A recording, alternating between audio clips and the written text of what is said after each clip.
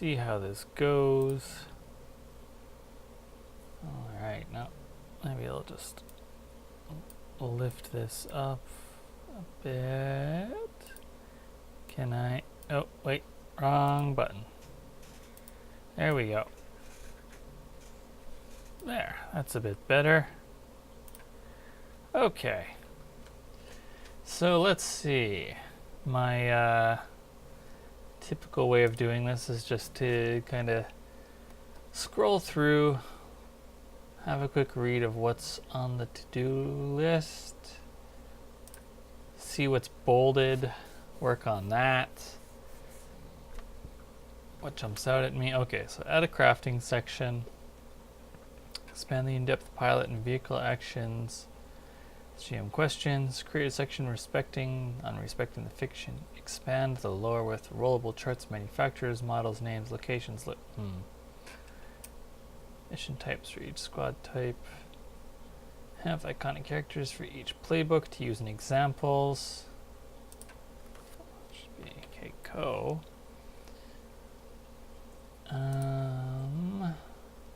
Explain gaming jargon. That section about dealing with character death and vehicle destruction. Are losses necessary? Examples for mechanics. Happens if a pilot hijacks a vehicle.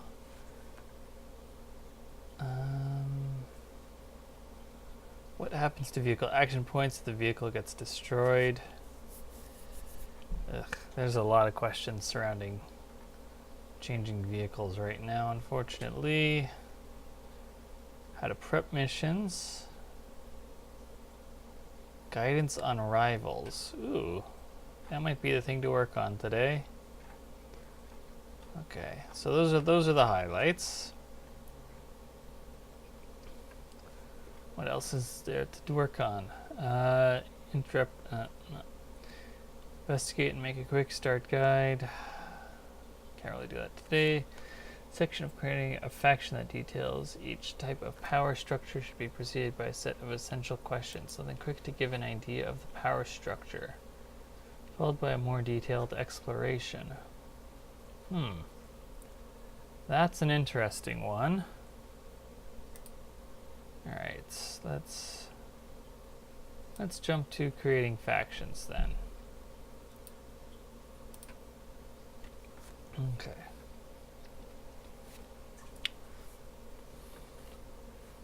So, factions and squads of Beam Saber are the driving forces that move the story along behind the scenes.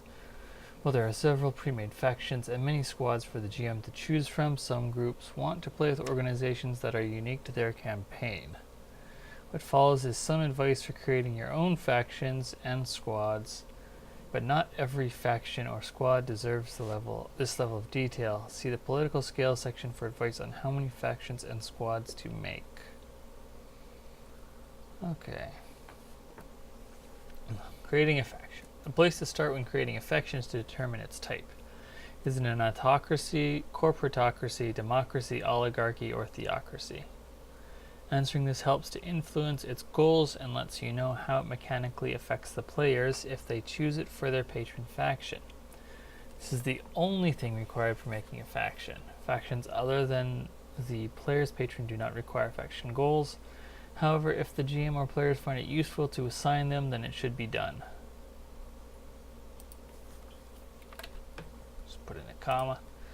What follows is a description of each faction type, its similarities and differences to the others, and an unusual alternative to the standard variety. Note that these notes on government are extremely simplified for the purposes of the game. That's a bit of a redundant type. Note that these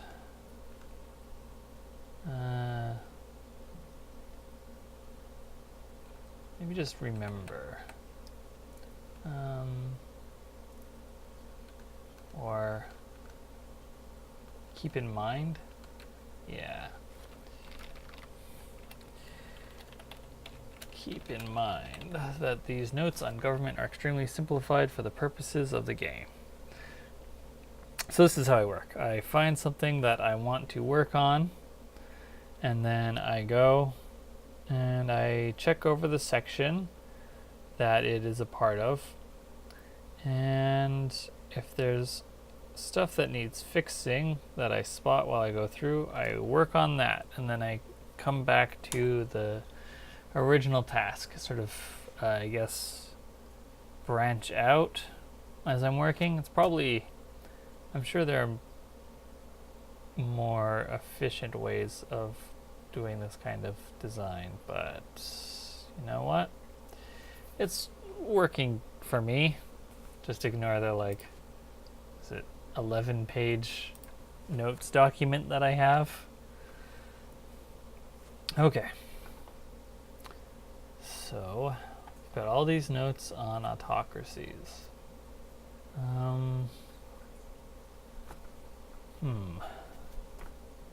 What was the advice?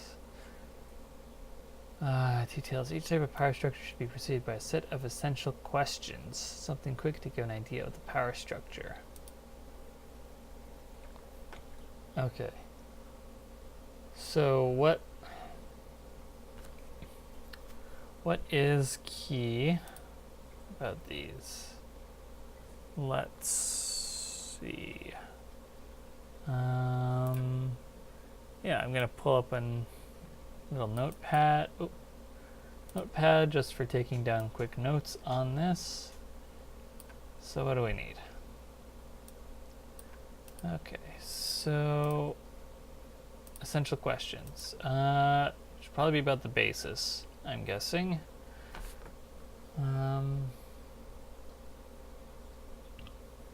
So the basis for an autocracy's basis has 2 key points: that there is a single leader who holds ultimate decision-making power, the autocrat, and that the person in charge uses force to remain in charge.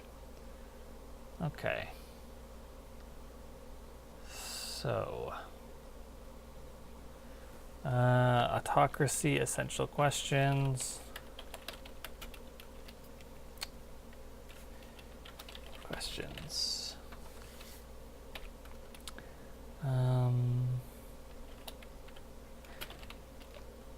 Right. Does this faction have a single leader?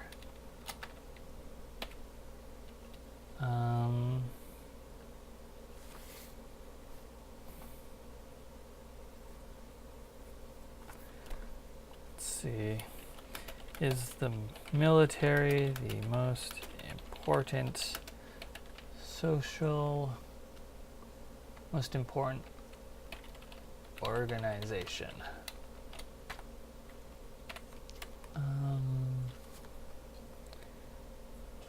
No, these should not be yes and no questions. These should be, what did I say? And something quick to give, action that details to power structure should be preceded by a set of essential questions. Something quick to give an idea of the power structure, followed by a more detailed exploration. Maybe yes and no's are okay then for this, since I'm just trying to get whatchamacallit.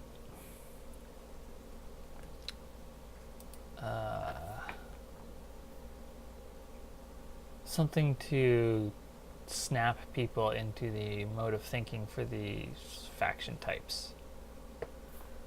Okay. This faction have a single leader.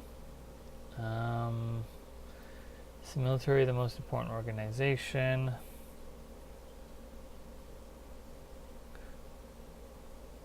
Or maybe these should be statements instead of questions. I mean, if they're yes or no questions, then they should just be statements.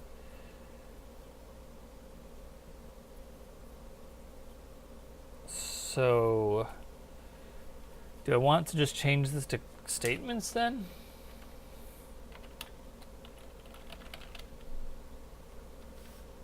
Does the faction have a single leader?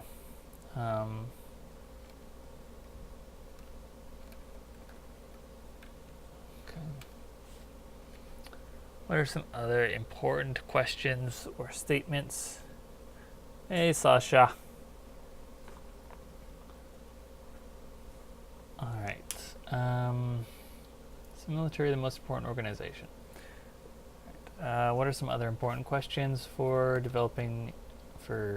making an autocracy leap out?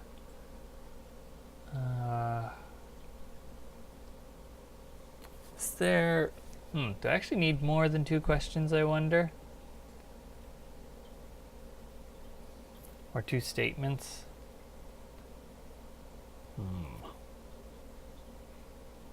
What else needs to be known? Something quick to give an idea of the power structure. Okay, so I should probably put something about fear in there. And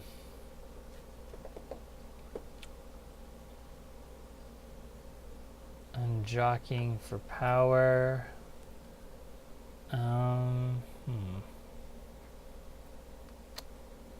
Ah, there we go.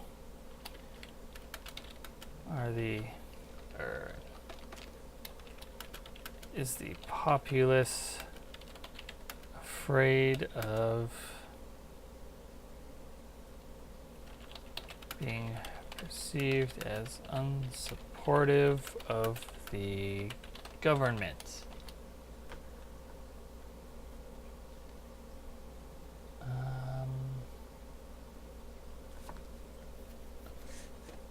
And let's have a look at the other sections, see if there's anything that needs to be summarized as well. Okay, well maybe we should just read through this whole thing. An autocracy's basis has 2 key points: that there's a single leader who holds ultimate decision-making power, the autocrat, and that the person in charge uses force to remain in charge. The first point creates an organization where powerful individuals, often those who are charismatic and or innovative, are viewed with suspicion. Authority figures jockey for what little power they can hold by selling each other out to the autocrat, and anyone not seeking power keeps their head down and follows orders. Second point means that the autocrat must keep their military happy, which requires funding them, which leads to needing more resources, which causes them to continuously expand their influence.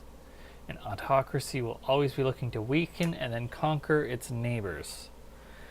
An autocracy has similarities to all the other factions in that most factions will have a single person who leads them.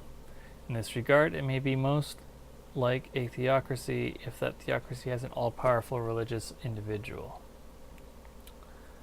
An autocracy's differences are that other factions with leaders do not put the ultimate decision-making power in that leader's hands. They may have a council of elders, a parliament, or a board of directors. Additionally, unlike the theocracy, the autocrat's power comes from the fear of physical violence, while the theocracy's leader likely wields power due to their followers' sense of religious duty to them. An autocracy's suggested goals are assault the foe and secure the borders. Autocracies thrive on expansion and paranoia, which these goals enthusiastically feed. An autocracy's alternative is a monarchy. The main difference is that a monarchy's ruler, the monarch, does not maintain power through subjecting their people to constant fear of physical violence, but subtler means. The monarch rewards those who are loyal, impoverishes the untrustworthy, and ostracizes the dangerous. Very rarely do they resort... That's a typo. Very rarely do they resort to physical violence, and when they do, it is often performed through their control of the judicial system, making everything legal. Okay, so...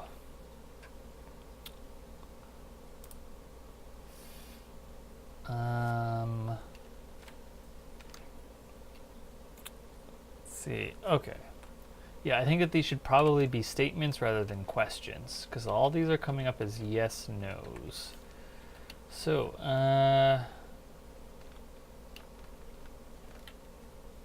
this faction has a single leader.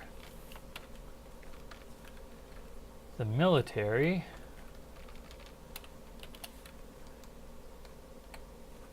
is the most important organization.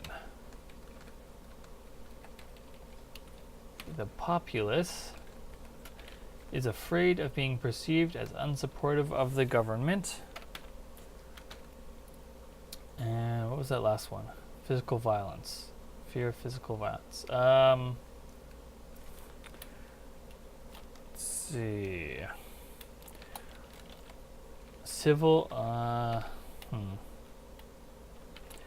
order is commonly enforced with physical violence. Okay. My autocracies are wonderful places to live. Alright, next up the corporatocracy. So, corporatocracy statements. Okay, so corporatocracy's basis is that the most competent should rule, and competency can be easily measured through the accruement of wealth. Furthermore, the most wealthy entities are corporations whose monetary power dwarfs even the richest CEO. Therefore, the government is formed from representatives of the wealthiest corporations with the singular goal of gaining more wealth for greater power within the corporatocracy. Okay, so let's see. Something to do with corporations expressing power directly. There we go. Corporations can directly, or can wield direct political power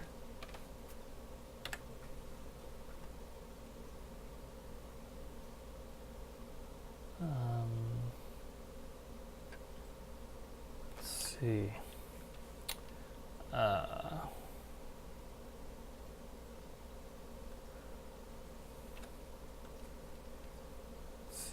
Something to do about wealth and competence.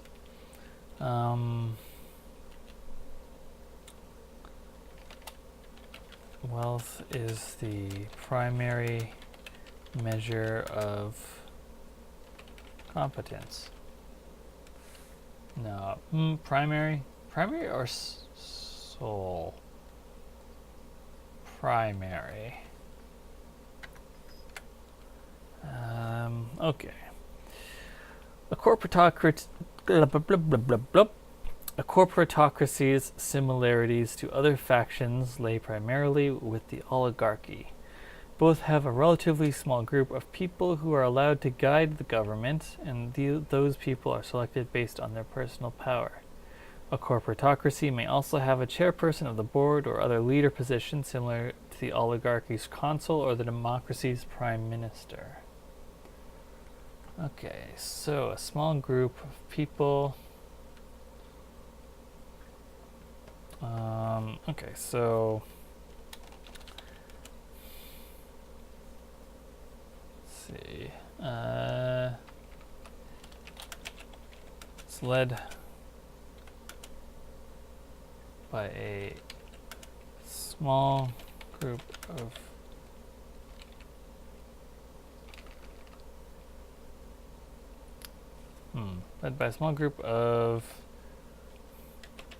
corporate representatives. There we go.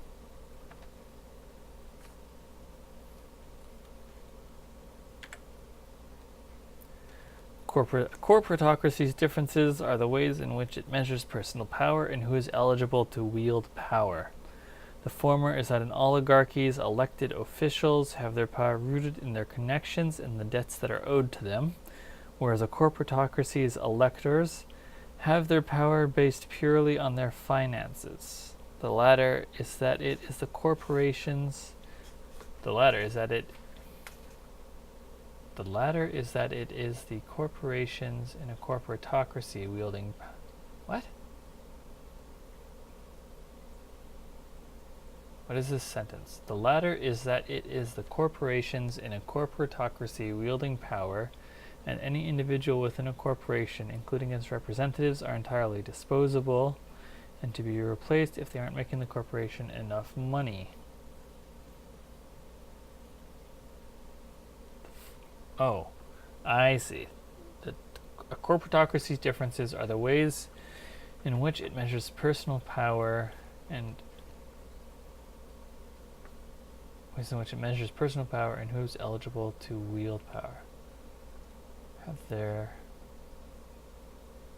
Oh, okay. Let's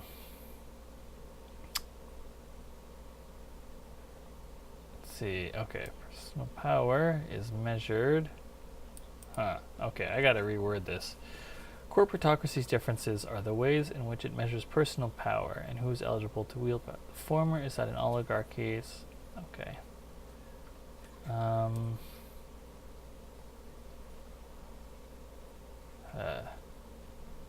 Okay. The difference in personal power is that in oligarchies, elected officials have their power rooted in their connections and the debts that are owed to them, whereas the corporatocracies, electors have the power based purely on their finances.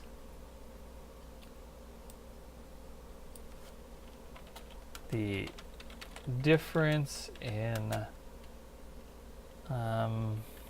eligibility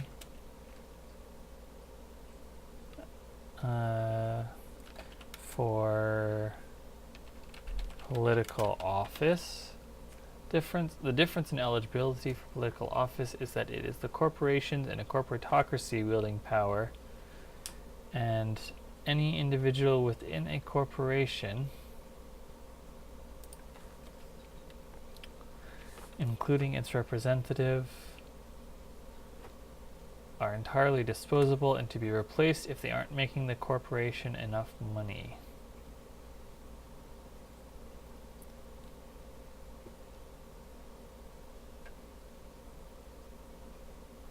And oligarchies' representatives, however, are eligible because they belong to a personal organization, such as a family or caste, making them disposable only under dire circumstances due to their social connections.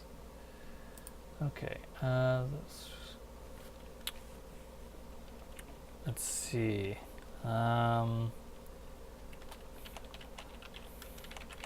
Representatives are disposable and their corporation will readily replace them. Corporate representatives are disposable and their corporation will readily replace them. Yeah, okay. Let's keep reading. A corporatocracy's suggested goals are golden streets and hostile takeover. Corporatocracies are primarily interested in earning money, which can be done by lowering expenditures and increasing profits. These goals do this by improving the faction's resources and economically weakening opponents. These goals accomplish this. These goals do this. Accomplish. These goals accomplish this by improving the faction's possessive resources and economically weakening opponents. A corporatocracy's alternative is a technocracy. The main difference is that a technocracy has its rulers selected from pools of experts in that field. For example, a professor of urban planning might be selected to be the minister of cities. This might seem ideal, but the two main issues with this form of government are that the criteria for deciding who is an quote-unquote expert is full of the biases of the people who established the criteria, and that within any given field there are often divided ideas about what is correct, making an expert difficult to come by. Making an quote-unquote expert difficult to come by. Okay, so corporatocracy statements. Corporations can wield direct political power. Wealth is the primary measure of competence, is led by a small group of corporate representatives. Corporate representatives are disposable and the corporation will readily replace them. Okay, I think that's done. So we got 4 points for both of these so far. So hopefully that is a trend, although my brain is being annoying and going, hey, that should probably be 3 or 5 to make it nice and round. What are you doing with making it 4? But I'll live. All right, democracy. What's the summary of a democracy? A democracy's basis is that the people ruled by the government have the ultimate decision-making power as expressed through voting. This may take the form of a representative government, where the masses have elect leaders. Where the masses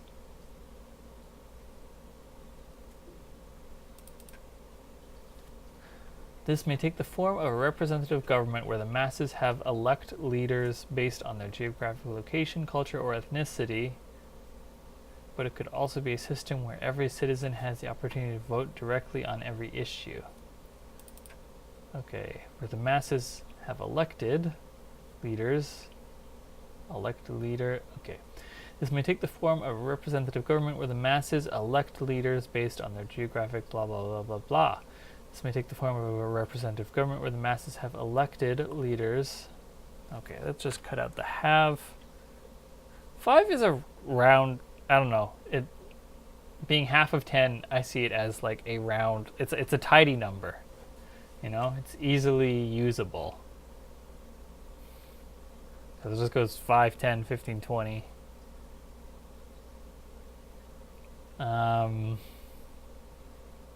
Right, okay, so democracy statements. The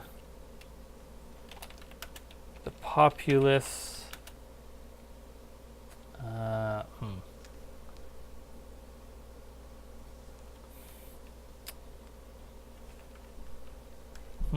do I want to... Yeah, I don't think I should get into the nature of enfranchisement and disenfranchisement in this. That's the sort of thing I think that would be more suitable on a campaign by campaign basis. Hey, Hadrian. So let's see. How can we summarize democracy? Populace directly. No, it doesn't. Not necessarily directly. Okay.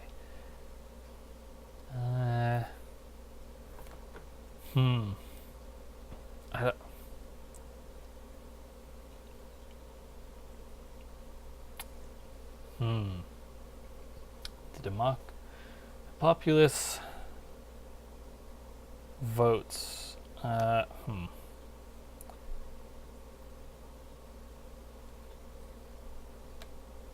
Populace. There. Okay, I think I got it. Political power is expressed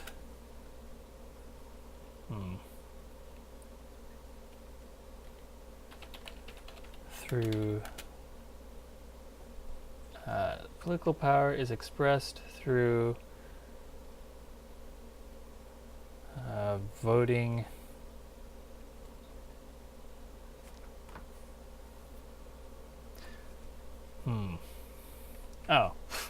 Rephrase this sentence. The populace expresses political power through voting.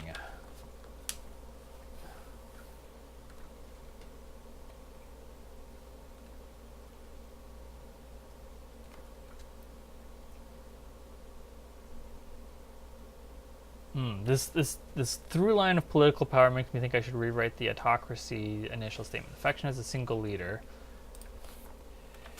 who holds the vast majority of political power. There we go. The populace expresses political power through voting. God, there's so many things I want to like tag onto this about like the majority of the populace or the vast majority of the populace or all the citizens or the populace, each citizen has an equal... Wait, what? I got an error.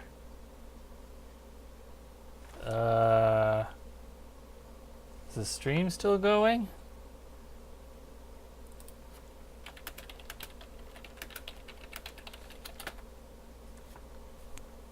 Because I can't see it.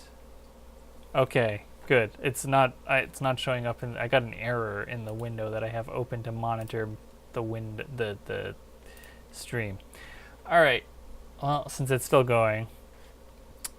Okay. Right. Yeah. So back to politics. There's a lot. This is so incredibly simplified. I feel like I need to make it more specific. All right, I'm glad that I'm glad that I am seen. Okay. Populace expresses political power through vote. You know what? These are just summaries. We'll leave it for now. Okay. A democracy's similarities to other factions is seen in the presence of a leader in many democracies and the presence of voting. Yeah, I guess. Yeah, okay. I want to leave out. Yeah, okay. In many democracies, not all, in the presence of voting, populace expresses political power through voting. You know what? That's fine. A democracy's differences are that, unlike the autocracy and theocracy, the leader of a democracy is often a first among equals, having only a little more power than their fellow citizens, which is generally rooted in being the face of the government and the person who makes decisions in times of crisis. Eventually, though, the democracy's leader must answer to the people through inquiries, public opinion,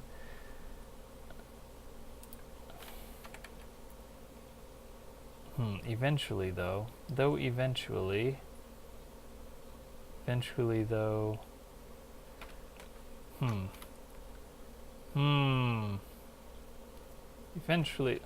I need, this is getting out of hand.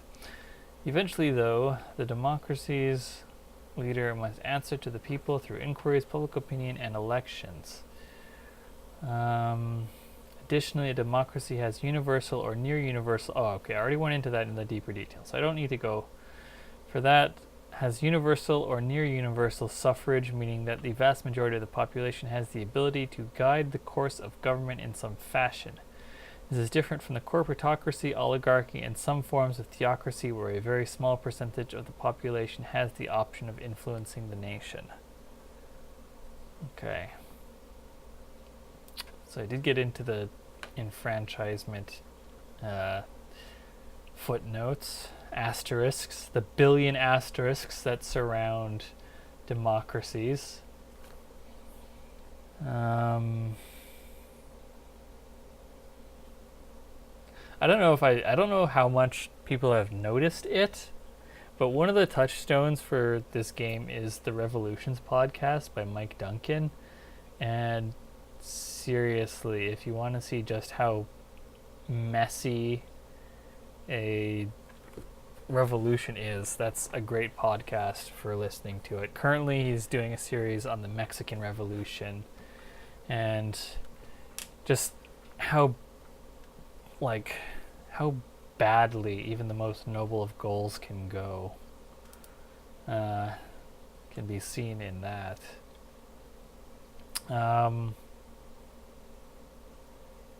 Right. Focusing. First, okay, let's see. A democracy has a leader. They must answer to the people. Democracy has a leader. They must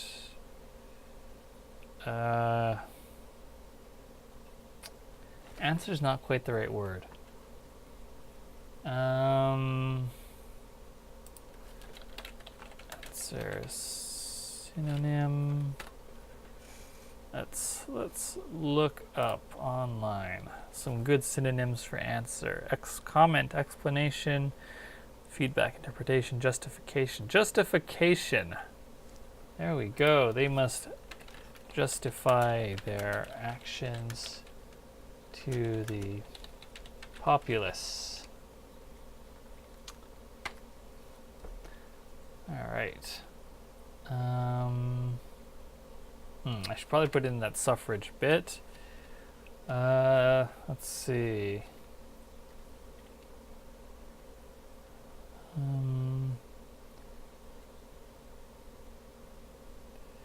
Let's see. Democracy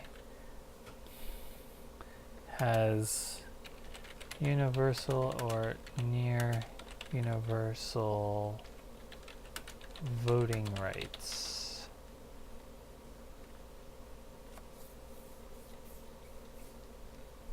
Voting rights the same as... No, I don't think voting rights are the same as suffrage.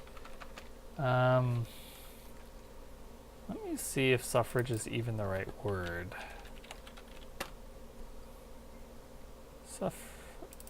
Suffrage. Let's see. Suffrage, political franchise, or simply franchise, is the right to vote in public. Okay. It's the right to vote in public political elections. Okay. Suffrage is the right word. Suffrage.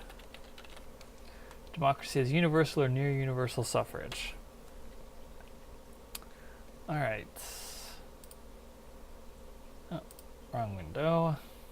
Wrong tab, rather. Okay. Democracy's suggested goals are manufacture heroes and hearts and minds. Democracy's governments are heavily invested in keeping the people that elected them happy.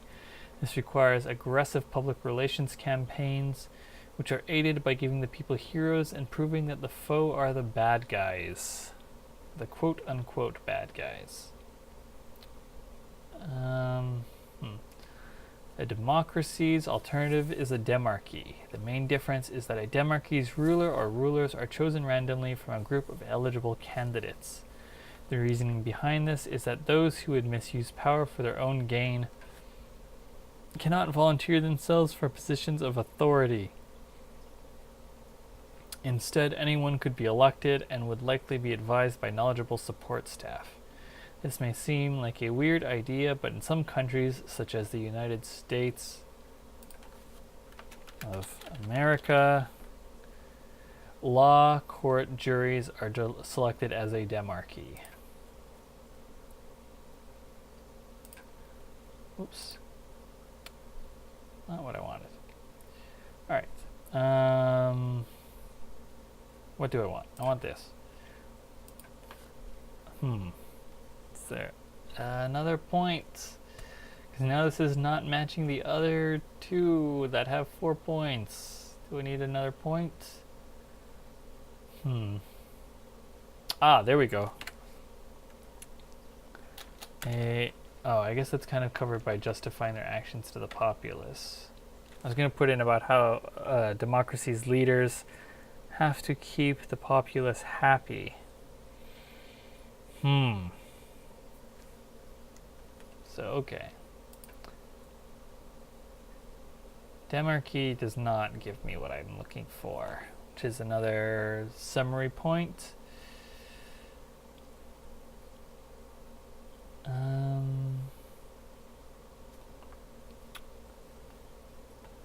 see. Ruled by the government have the ultimate decision-making power as expressed through voting.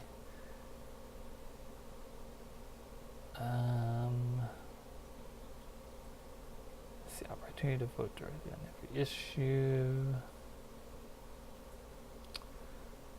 Democracy's differences are that, unlike the autocracy leader, first among equals. Ah, okay, there we go.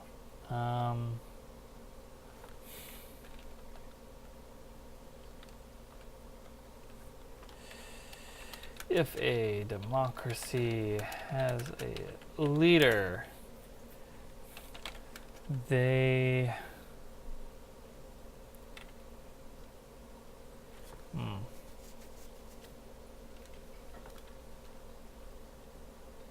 They do not have large amounts of individual power.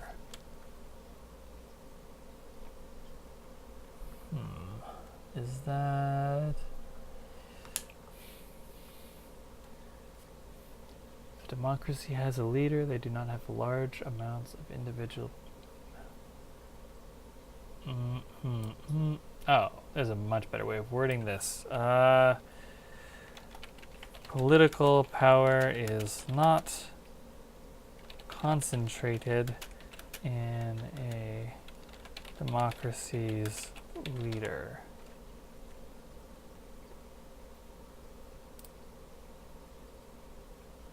Yeah, okay, there we go. What's up next? Oligarchy.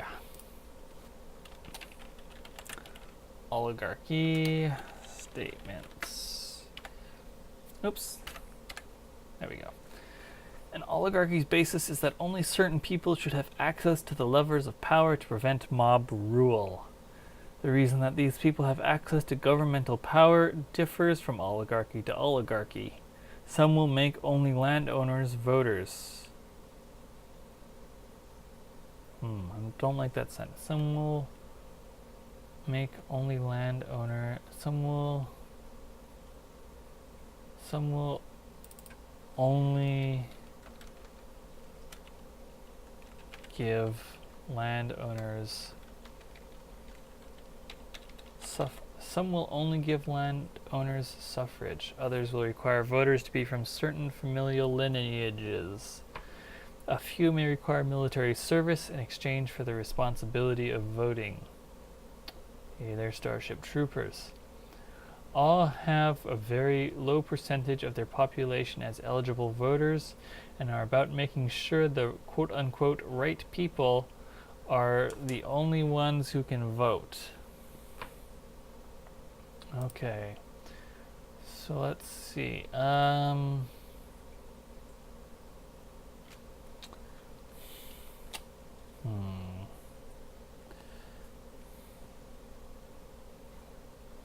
Let's see.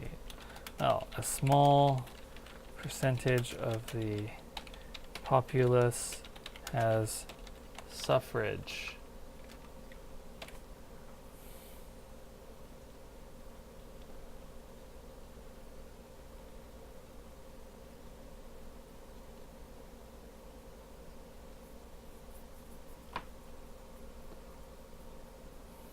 What else?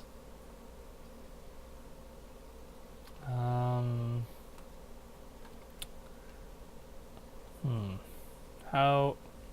Something about determining suffrage. Let's see.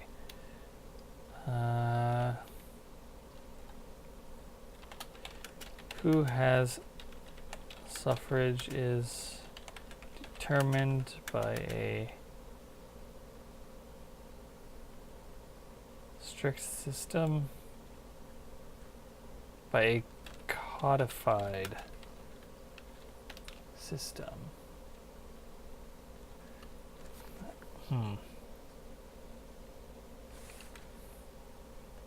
Who has suffrage is determined by a codified system. Okay, and oligarchy's similarities to other factions come from it being managed by a fairly small group of people. A corporatocracy might have a board of directors with votes from many different corporations, and a democracy with a large enough representative ruling body might have a number of senators comparable to the entire voting body of an oligarchy.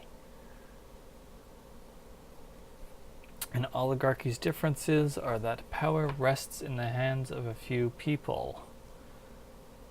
Even if an oligarchy has a monarch of some kind, that quote-unquote ruler is only a single voice, no louder than any other. Some oligarchies will have enough voters that they will have to elect committees from themselves to handle tasks, while others will have so few members that they can all sit around a table. A corporation cannot sit at a table, it can only be represented by small parts of its whole being, of its whole.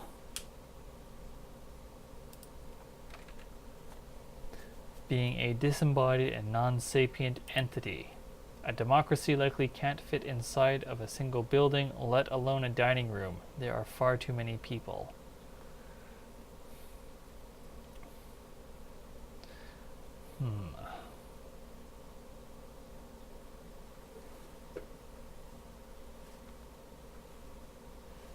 Let's see.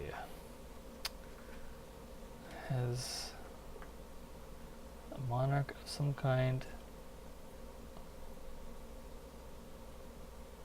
Let's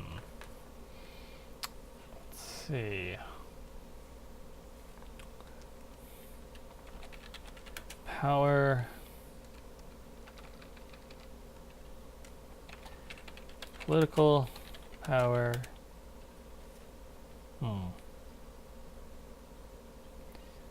Is exercised by a small group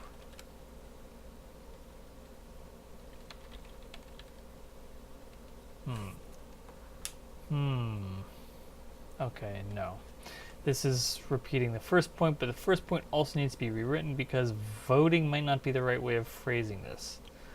A small percentage of the populace has access to political power. Not that they express it, but that they have access to. So then, who can access political power is determined by a codified system, and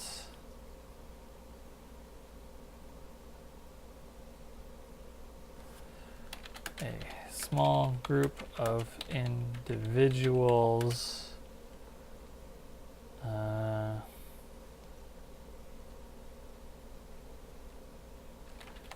directly wield political power. Okay. An oligarchy's suggested goals are intelligence coup and divided they fall. Oligarchies are filled with internal backstabbing to gain more social power, and they carry those skills beyond their borders. They work to wreak havoc on their foes without having to get their hands dirty. An oligarchy's alternative is a cryptocracy. The main difference is that those who are eligible to vote in a cryptocracy have their identities completely hidden from the people whose lives will be affected by their decisions. How a voter is selected into this group of secret electors will vary according to government. Some voting positions will be handed down with the retiring elector selecting their replacement. Others may have an AI whose only purpose is to select new electors at the end of every term in office. Perhaps there actually is no ruling body, and it is actually the faceless civil servants that keep the wheels turning. I do like that cynical touch at the end there. Let's see. So I want one more point. Probably something to do with that internal backstabbing, I suspect. Let's see. The limited options for opportunities for wielding power encourages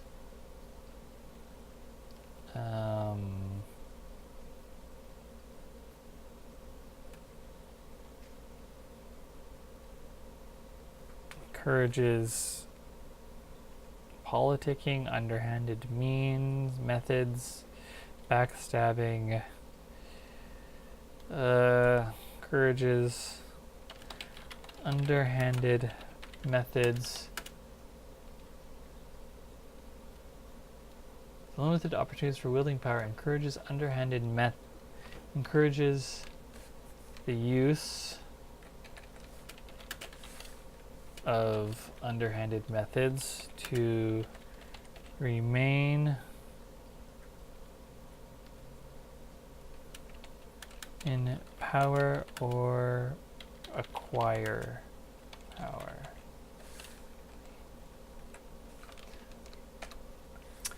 The limited opportunities for wielding power encourages the use of underhanded methods to remain in or acquire power.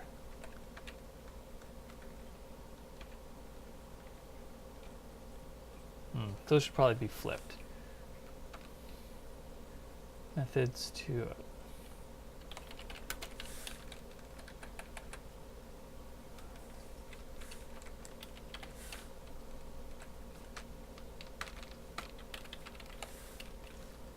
but the limited opportunities for wielding power encourages the use of underhanded methods to acquire or remain in power.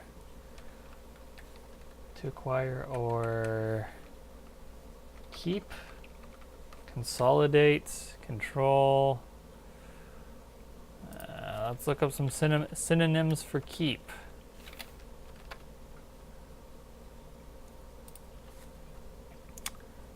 To control, have, manage, preserve, retain, preserve,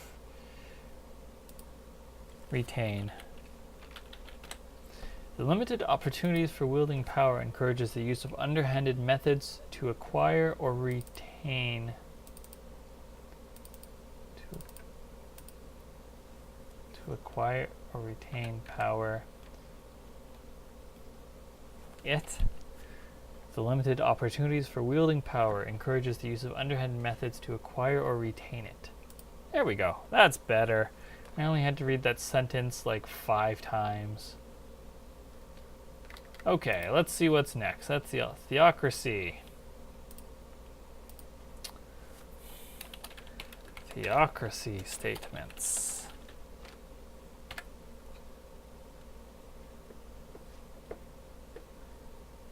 Actually, I should be doing this in the notes document so that if something crashes, I don't lose everything. That would be very unfortunate. Where is this add section about? Where is this? Okay, there we go. All right, let's just pop this in there.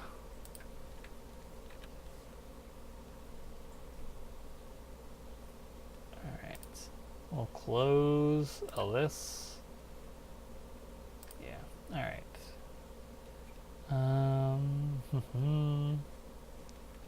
Okay. Theocracy state. Man.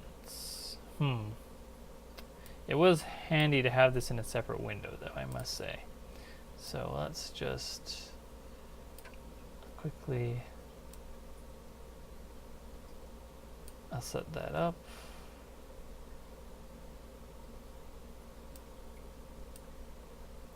Slide this over.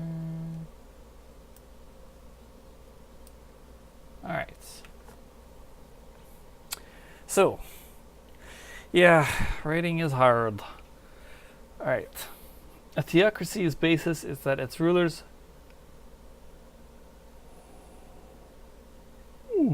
Excuse me. Let's try that again. Did I misspell either? No, I did not. Did you mean other?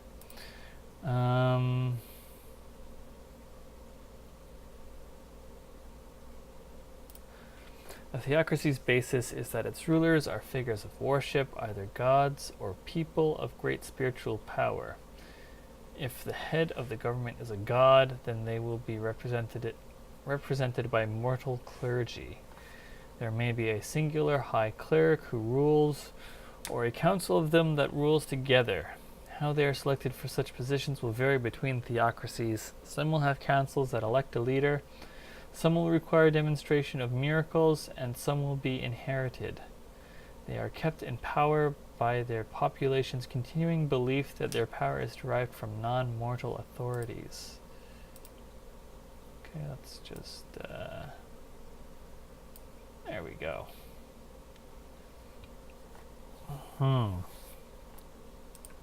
So, oh, you can't see my, And just, okay, I thought this was a screen capture. It's actually just a window capture. Okay. Let me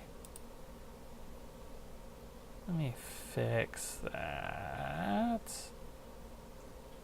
Can I fix that? Display capture. Okay. One. Oh. That's... There we go.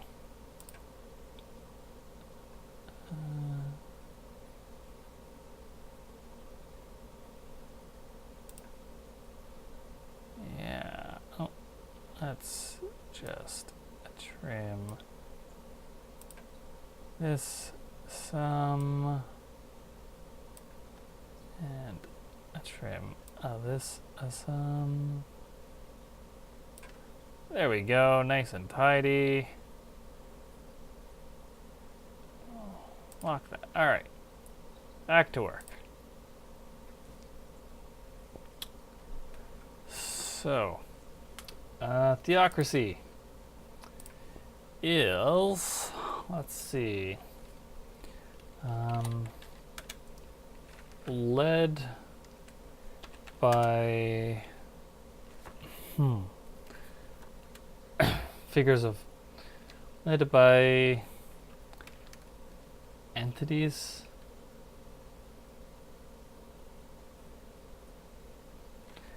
Entities of great spiritual power.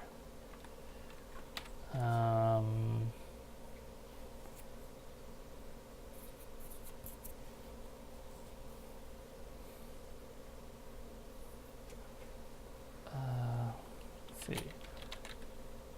Leaders are kept in power by the populace's faith, by the populace's belief in their divine authority.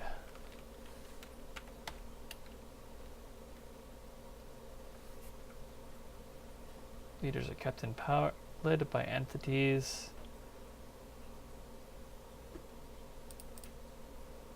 of great spiritual power. Leaders are kept in power by the populace's belief in their divine authority. Okay. Theocracy's similarities to other factions comes from its flexibility. It may have a singular all-powerful ruler like an autocracy, or it may have a council of elders like an oligarchy.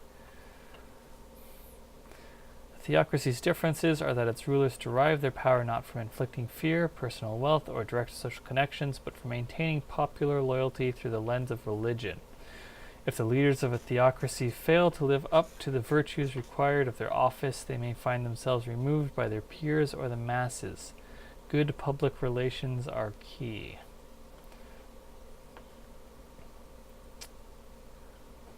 A theocracy's suggested goals are hearts and minds and golden streets. Theocracies are always interested in converting people, and the smoothest way to do that is by making their religion look incredibly beneficent. If the theocracy is interested in forcibly converting people, consider assault the foe as well. A theocracy's alternative is a deified dictatorship. Any sufficiently advanced technology is indistinguishable from magic. While the base Beam Saber game has some minor psychic powers, some player groups may want to have wilder games. If you want to have a faction led by what seems to be a literal god and then fight it with mechs, have fun.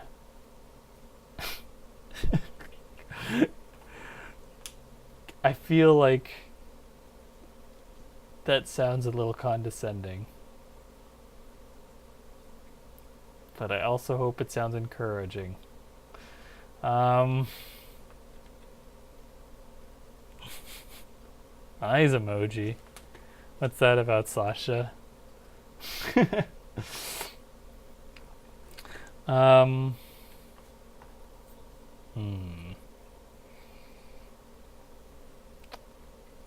Deified. Something about needing to maintain a moral authority. Sasha says, I love to fight God with a mech. Yeah.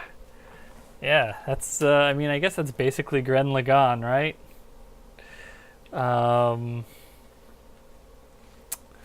Which, as much as I love it, it is the one anime I have on Blu-ray.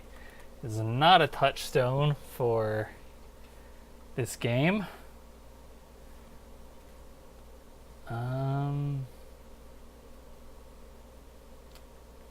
Let's see.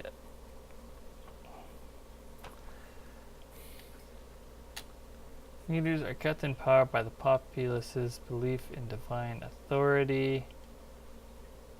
God,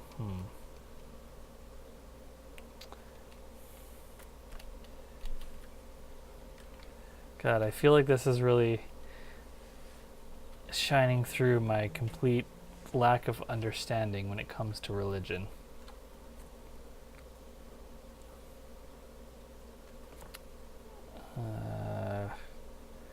Need more summary. 2 more points that help explain theocracies.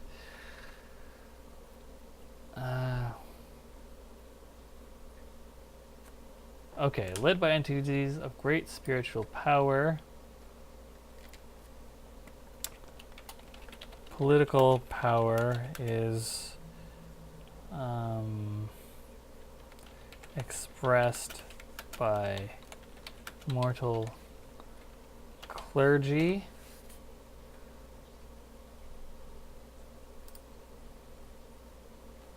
Leaders are kept in power by the populace's belief in their divine authority.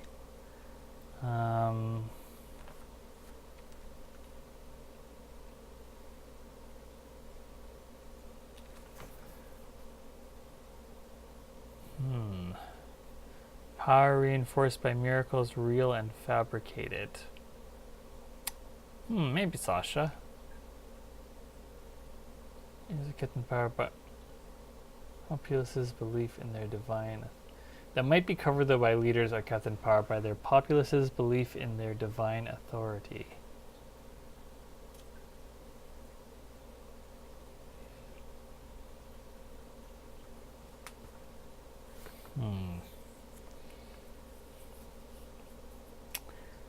Something about morality, perhaps.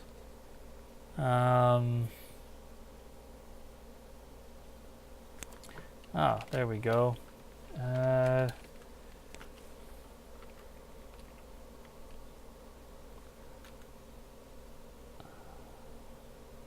see.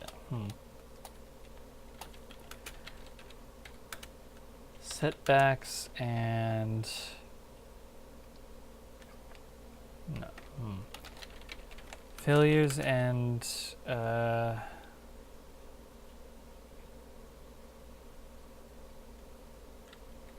something about moral fiber.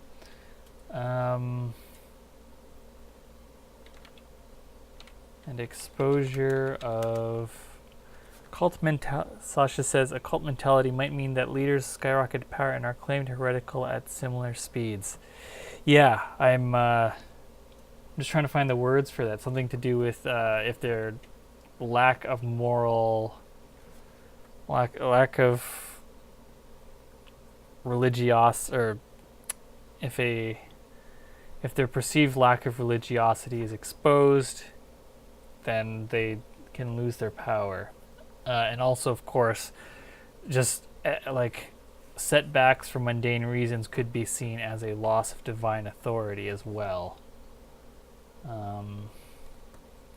You know, the crusade failed, therefore God does not will it, falling short of their tenets. Yeah, something to that effect. Let's see. Mundane failures and perceived lack of religiosity, perceived lack of religiosity may cause the populace to believe that a theocracy's leaders have lost their divine authority. Mundane failures and perceived lack of religiosity may cause the populace and or mundane failures and I don't like having and or in a like non-notational format. In prose, I guess these are kind of notes. I'm going to rework them into prose though, so am I going to work them into prose? We'll see. Mundane failures and perceived lack of religiosity may cause the populace to believe that a theocracy's leaders have lost their divine authority. Yeah, I think that's good. Okay, so now gotta work those into the actual documents. Okay. So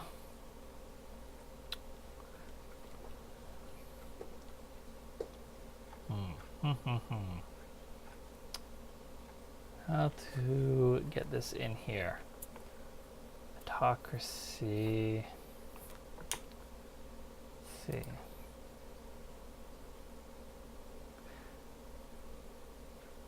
Maybe I think I de-bullet point these and then I put the summary in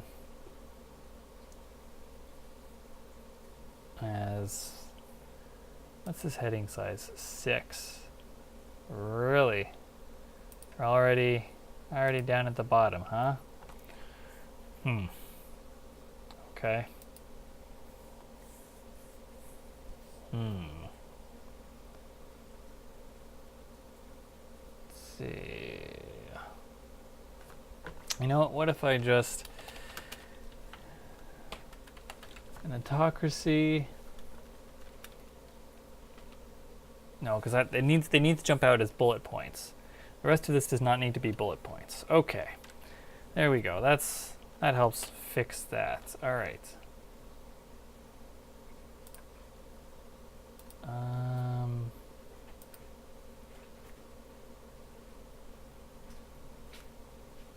An autocracy, bullet points, has a single leader who holds the vast majority of political power.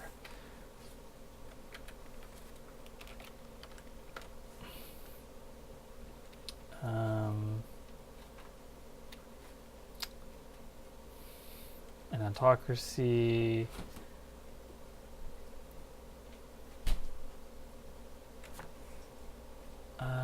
something about the military being the most important organization.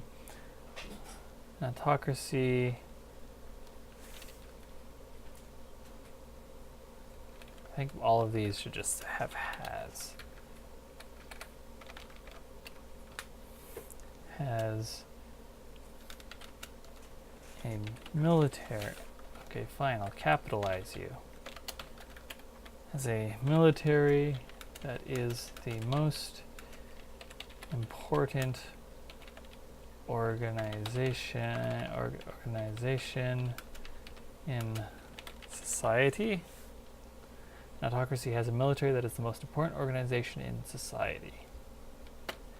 Has a populace that is afraid of being perceived as unsupportive of the leader. Government, leader. Government, government. Of the government has a social order that is commonly enforced with physical violence. All right, there we go. Now let's start cutting out the bullet points for these. Just put in nice tidy spaces.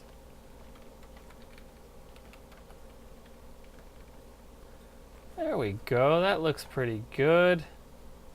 Nice little summary. And the points. Alright, there we go. Did this... Are these proper spacing? Where's the line spacing? Should be... There we go, they were not proper spacing. Alright. Trying to keep everything at 1.5. And is that... Yeah, that's gapped. Alright.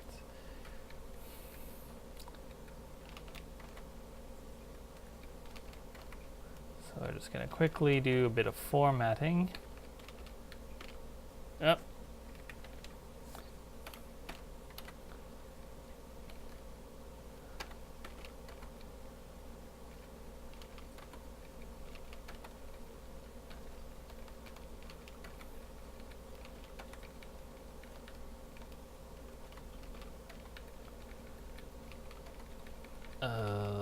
Something I just remembered is that I have to do prep work for Proto-TO, which isn't game design, so I'm not doing it now. But it would be very boring to watch because it would be a lot of layout work as I fix up and prepare character sheets for a con game. This Proto-TO is a Toronto con for prototyped board games and tabletop role-playing games. Alright, next up. Oh, right, and I can delete this now because it's in there. Is it in there? It's in there. Alright, I can delete this.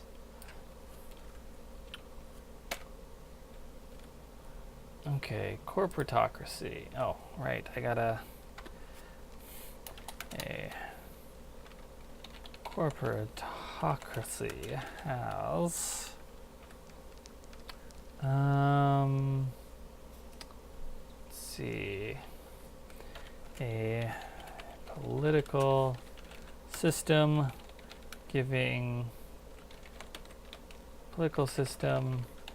that gives direct power to corporations.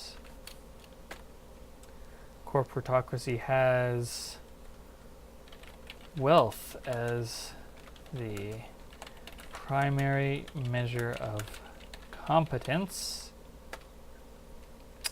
A corporatocracy has a small group of corporate representatives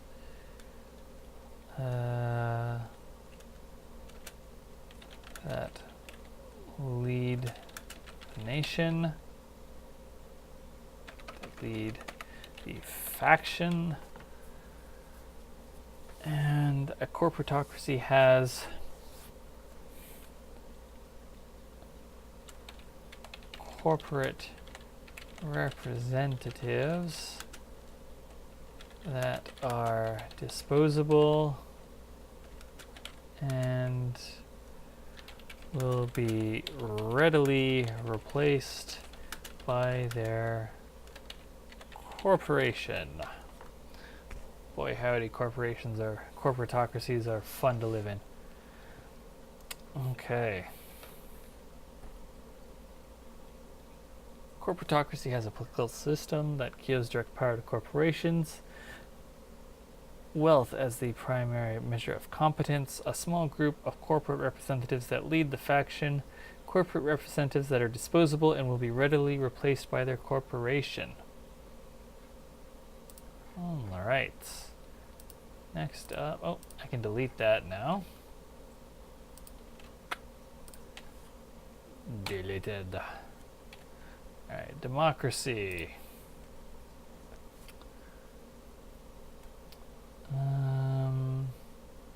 Right. Gotta have that opening statement. A democracy has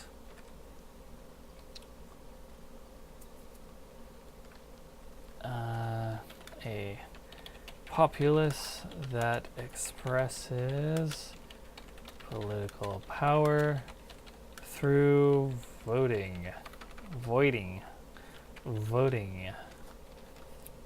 Democracy has a leader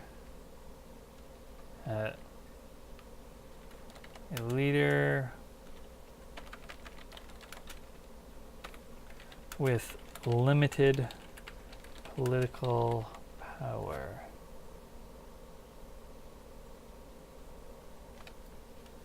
A democracy has a leader that must justify their actions to the populace. A democracy has universal or near universal suffrage. Oh, that one was easy, since I had already inadvertently written it in that format just about. An oligarchy has, and I can delete this democracy notes. An oligarchy has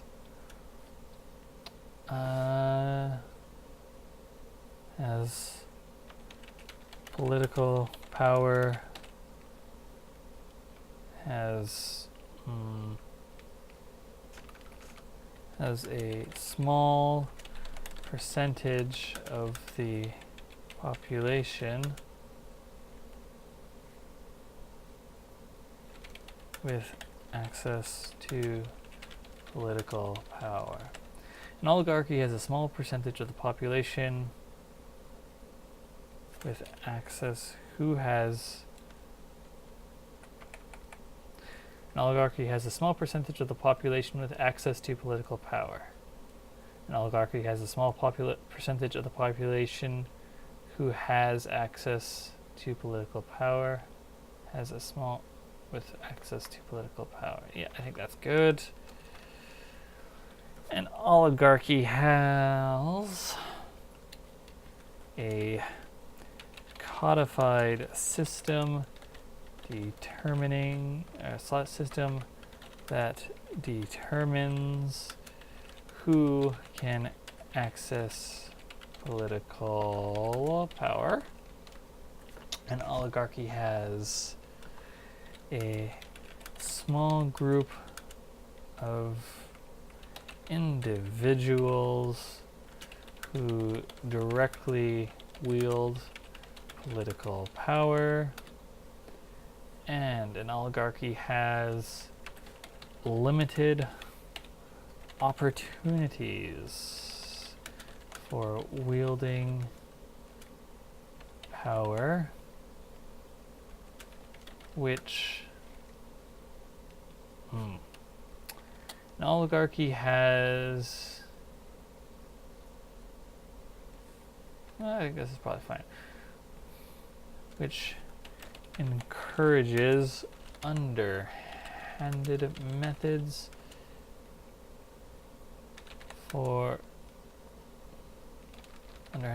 to acquire or retain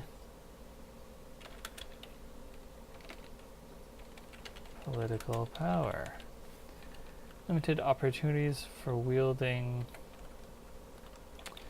political. Okay. An oligarchy has limited opportunities for wielding political power, which encourages underhanded methods to acquire or retain it. Good. That can be deleted. Theocracy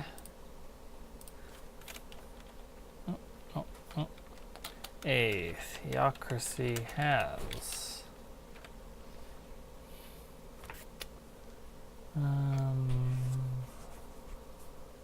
theocracy has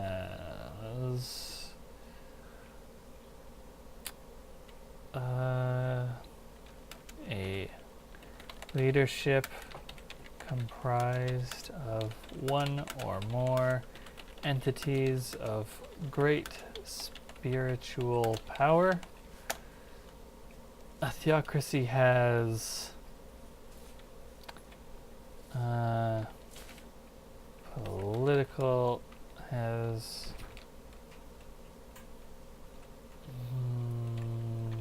political power expressed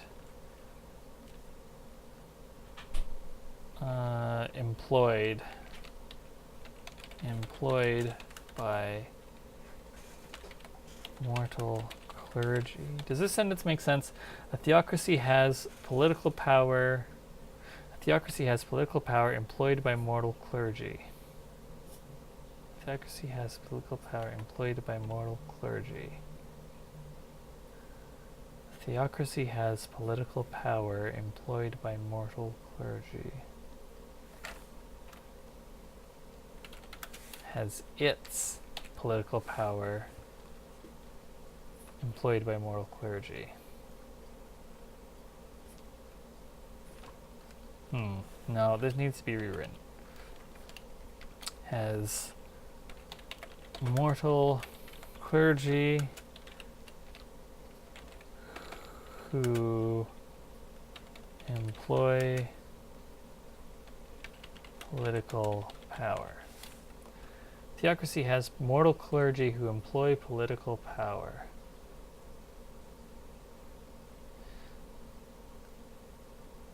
Yeah, okay, I think that's good. What's next? A theocracy has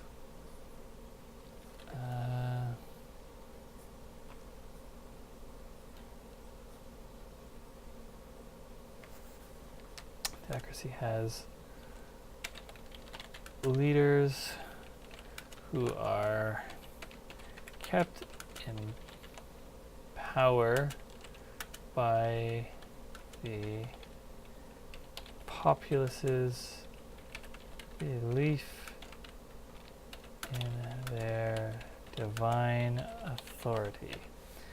A theocracy has leaders who are kept in power by the populace's belief in their divine authority.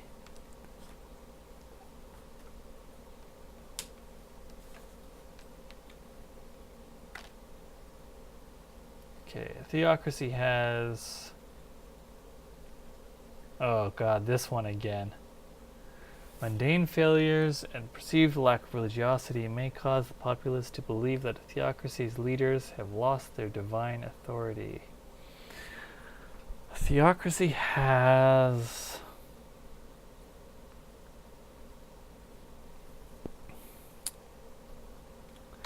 a political structure where mundane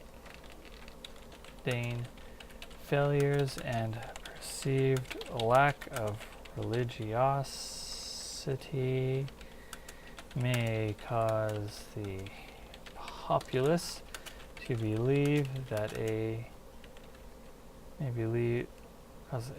to believe that its leaders have lost their divine authority. A theocracy has a political structure where mundane failures and perceived lack of religiosity may cause the populace to believe that its leaders have lost their divine authority. Yeah. Well, that went much better than expected. Alright, and I can take these out of my notes. Okay, and now I gotta update the change log. So if you're watching, you can get a quick glimpse of the changes coming to the next version. Let's see. Added. Let's see.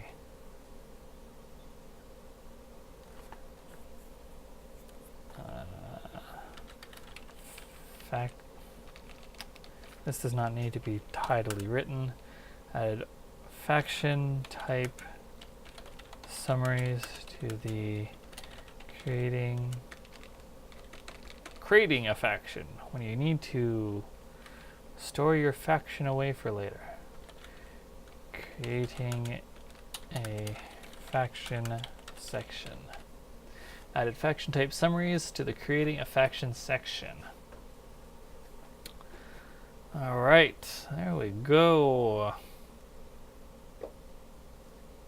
Predictive control program. Added a small section to the lore document about obvious in the predictive control program. What the fuck is that? I love how much that I have written rules and I just cannot for the life of me recall some of it. I mean, I guess it's lore, so it's not technically rules. But let's see what this, what was it, predictive control program? Let's see what that is. Alright, where is that? Oh yeah, I also put in stuff about Kingstown.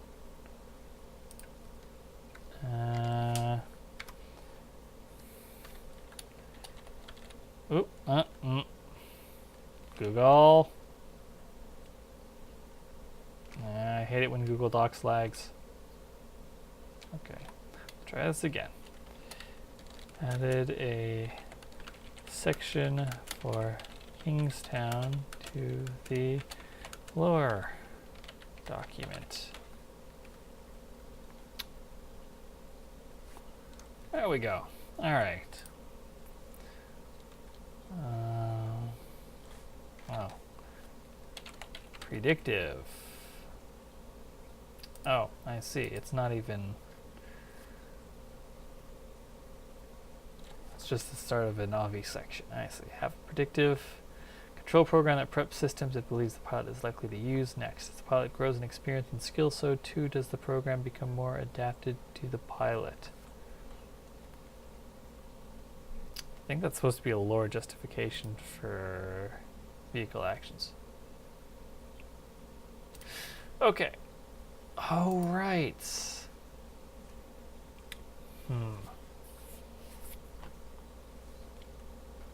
Right.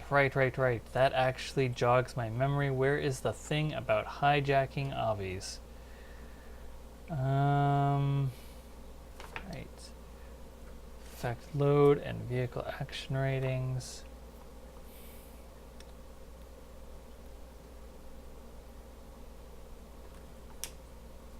Oh, that I could just do that.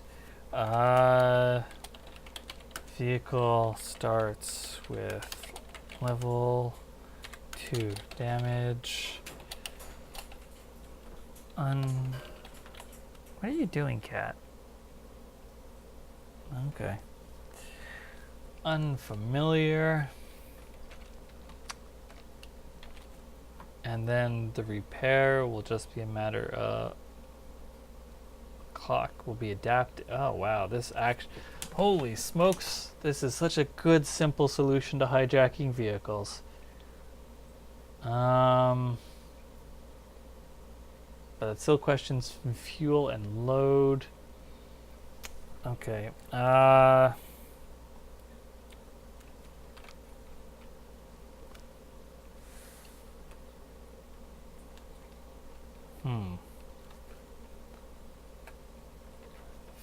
Familiar. Shit, I guess we're diving into how to handle hijacking vehicles. I was not planning on that. I've been avoiding this for a long time. But I'm on a roll now. Okay. Vehicles start with level 2 damage. Unfamiliar. Vehicles. Declared load.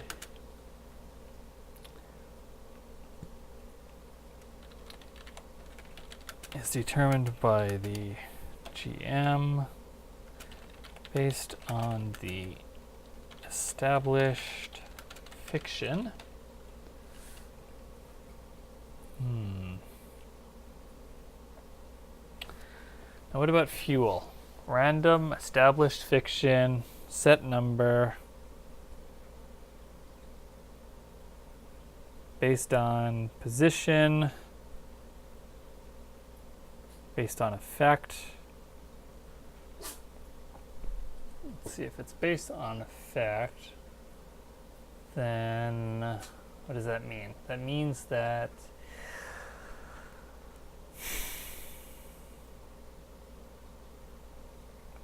assisting could give it more fuel.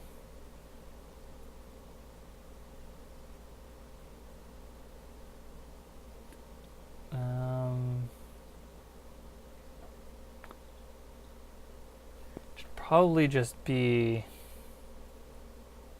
I mean, if I say just established, determined by the GM, as established by the fiction, that's a cop-out. Well, it's not a cop-out, but it's a, I don't know, you decide, which I'm trying to avoid as much as possible with the rule sets to avoid the D&D 5e inspiration problem. It's part of the reason that I put in the consequence lists and codified them. Let's see. But I think load has to be that, right? Because it's already been, GM presumably already would have stated what gear the vehicle in question has, and its load.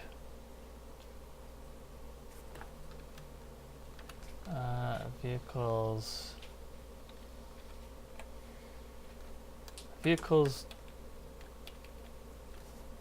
load and declared gear is determined by the GM based on the established fiction.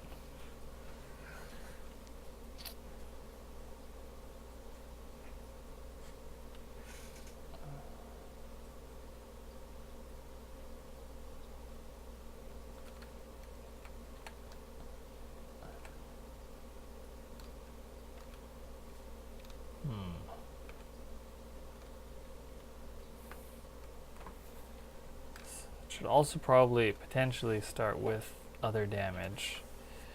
Yeah, okay. Unfamiliar in addition to any other damage suitable to the fiction.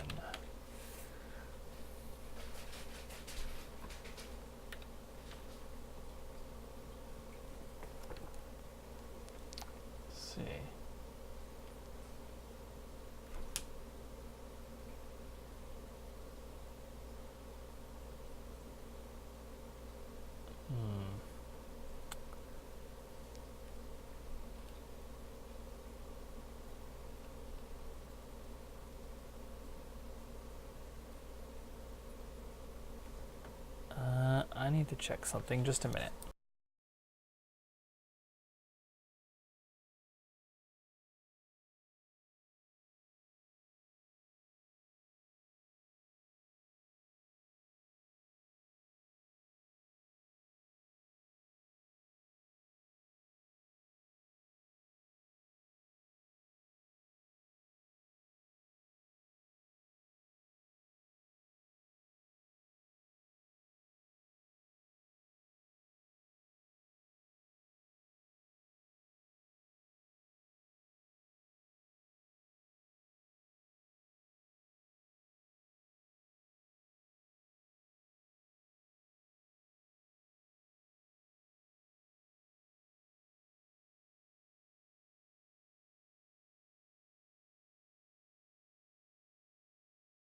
Okay, I'm back. Okay. Right.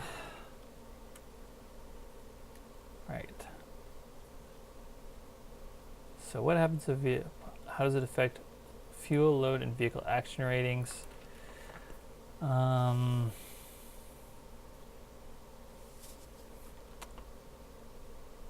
think the level 2 damage unfamiliar is probably good enough for the affecting the action ratings.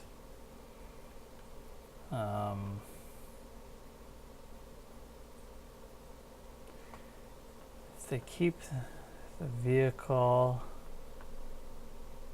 it is a different tier, what happens? Okay, so these are many different, all right. So let's split these up a little. Vehicle starts with level 2 damage, unfamiliar, in addition to any other damage suitable to the fiction.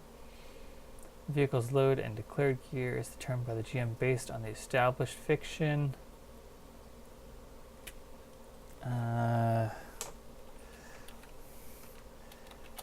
Vehicle action ratings. Shit, this problem still exists.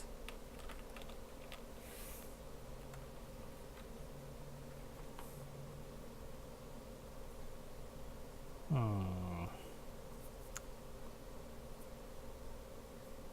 mean, because if you previously had a jet fighter and you steal a tank, probably not going to have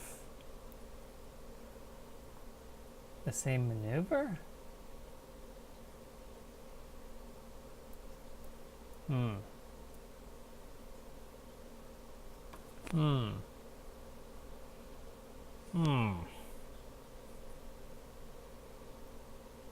mean, shit, you won't have like the advanced mobility suite. And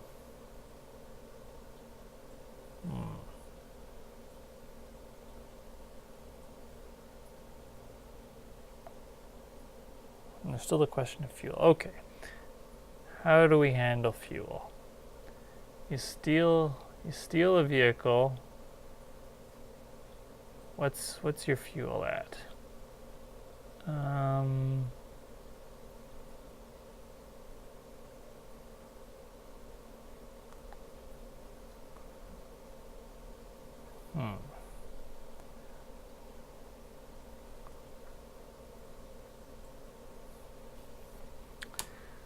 Maybe it's a question of replacing vehicles.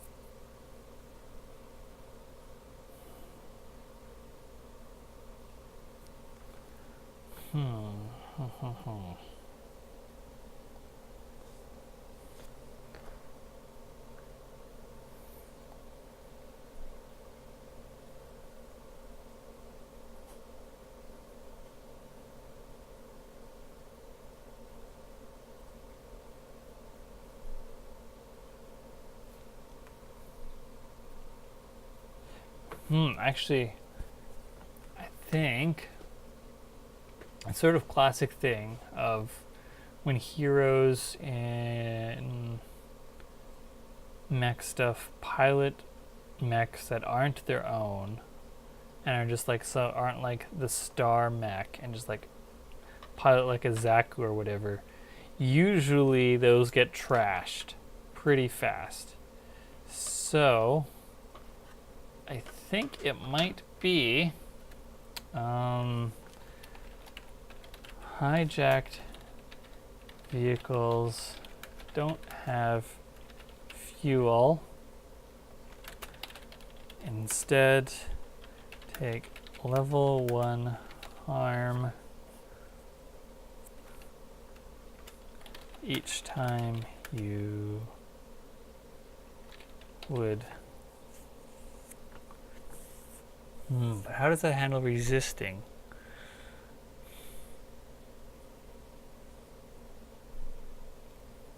You know what, I think this is fine. Because then this means that these can't really resist consequences. Or they can, but to a lesser degree. Instead, take level 1 harm each time you would spend fuel. So that makes hijacked vehicles extremely disposable.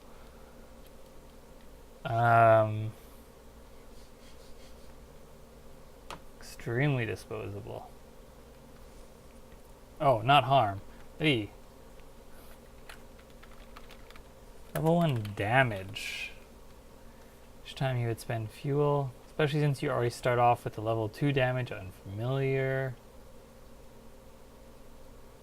Should I get rid of that? The idea of that is that you have to make it your own if you want to keep it.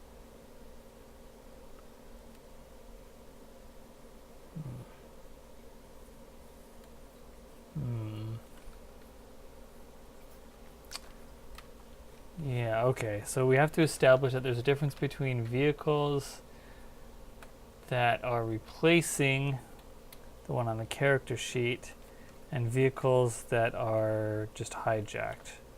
Okay, clear that there is a difference between a hijacked vehicle and the one that is replacing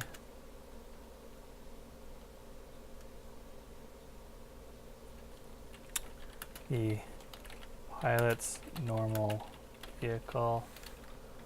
Hijacked vehicle, a vehicle borrowed from another pilot. Looking at you, hero, in the heavy arms in Antarctica. God, I just remember that there's a fucking duel between the tall geese and heavy arms in Antarctica in Gundam Wing. That show is so bananas. Okay.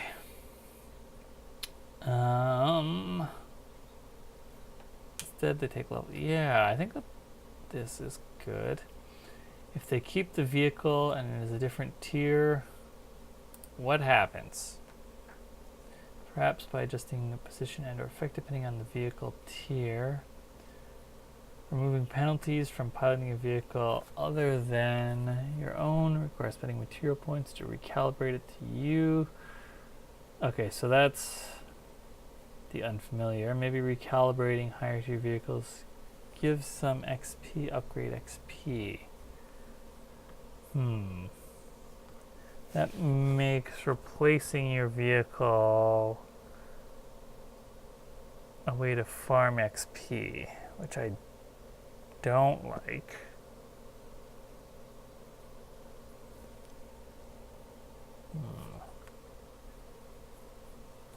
Okay, recalibrating. Well, it would have to be higher. Well, I mean, most missions are probably going to be against higher tiers. So yeah, let's get rid of that. I don't like that.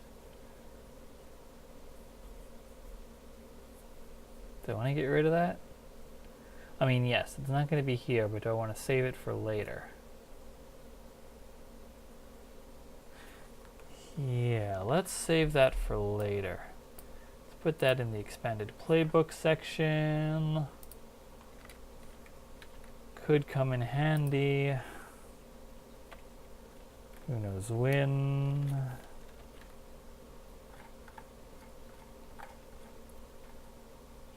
Okay. Requires you spending material points to recalibrate it to you. That's represented by the damage. If they keep the vehicle and it is a different tier, what happens? What happens if it's a different tier and they keep the vehicle that they hijacked? Or rather, replace their vehicle with it.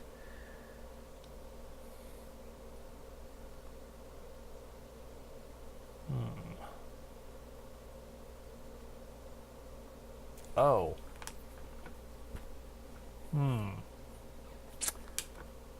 That is a good point.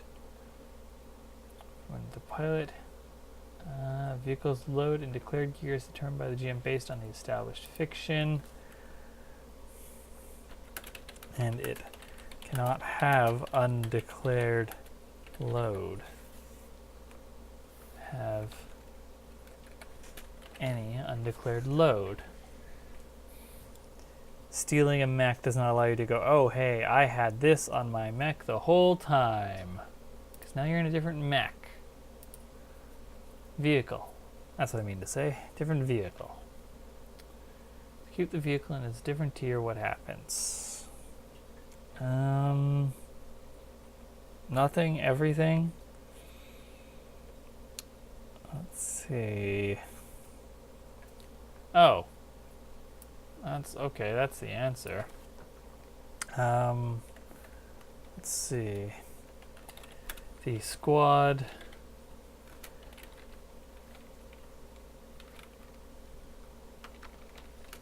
either gives the vehicle improved maintenance, bringing it up to their standards, or they lack the infrastructure, one of my favorite words, or they lack the infrastructure to maintain it at a higher quality, or they lack the infrastructure to maintain it at a higher quality.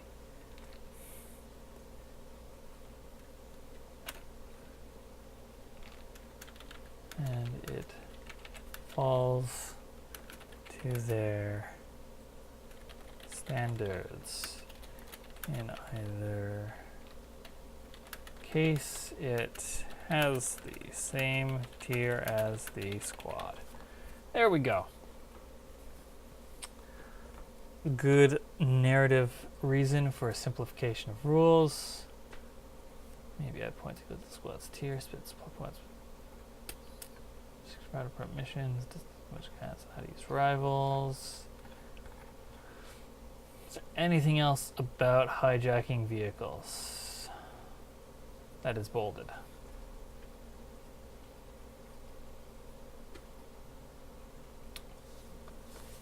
Section, expand the in-depth crafting section. Okay, no. All right, so we've got hijacking vehicles figured out. Huzzah. Now where the hell do I put that?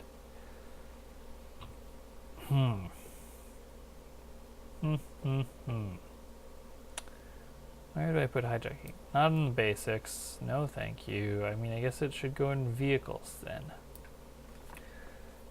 Damage, character, standard vehicle gear, vehicles in the world.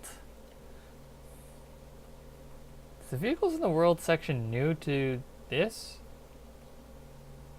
No, that was, okay, that came out with 0.27. Alright. Damage, character load, standard vehicle advancement. The pilots move through their careers with their vehicles. What their vehicles can do will improve as they put work into upgrading them and experience more harrowing situations. To do this, pilot must perform desperate vehicle action to upgrade dynamic activity. Desperate vehicle action. Okay, so that's just about getting XP for vehicles. Alright.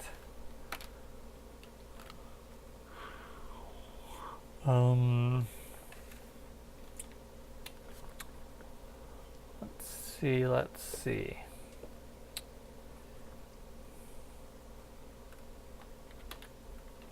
Acquiring a new vehicle.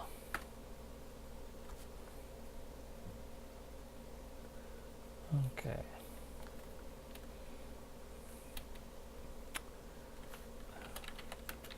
There will.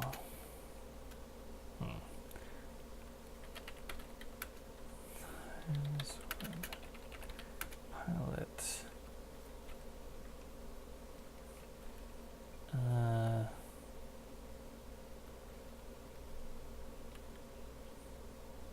There will be times when a pilot uses a vehicle other than the one they had at character creation.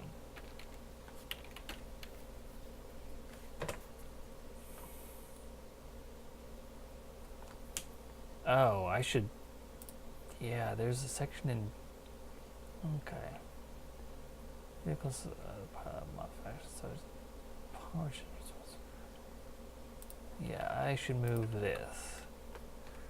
Control X. Acquiring a new vehicle.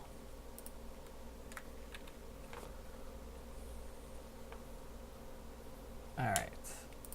There will be times when a pilot uses a vehicle other than the one they had at character creation. This may be due to their original vehicle being destroyed, hijacking an enemy's vehicle, borrowing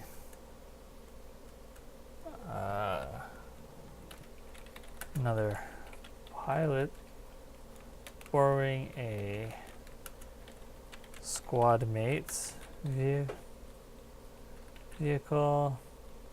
original vehicle being destroyed, hijacking an enemy's vehicle, borrowing a squad mate's vehicle, any number of other situations. Let's see.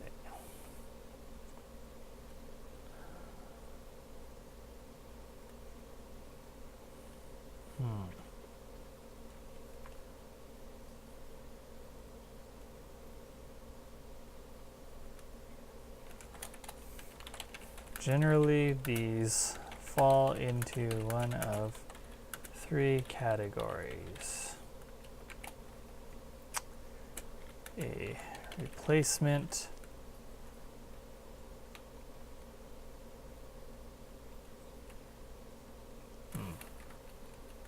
it's due to any number of reasons, but generally,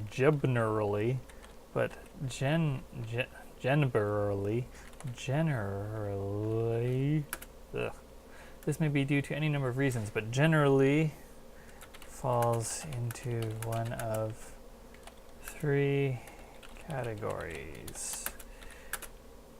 A replacement vehicle, a hijacked vehicle, or a borrowed vehicle.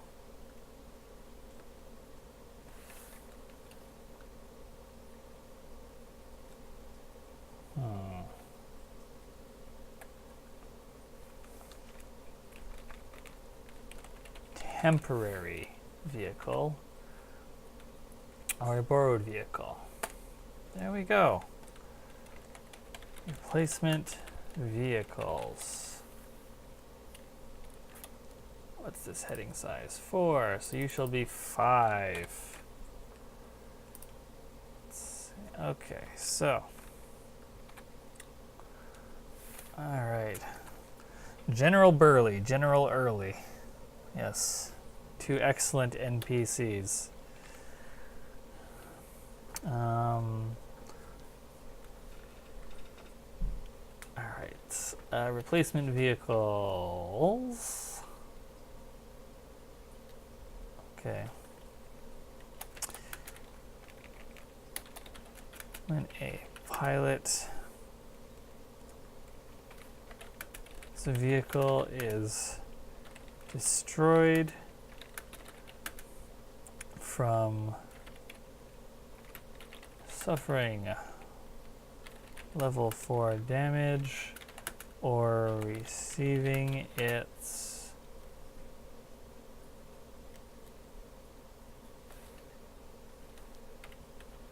fourth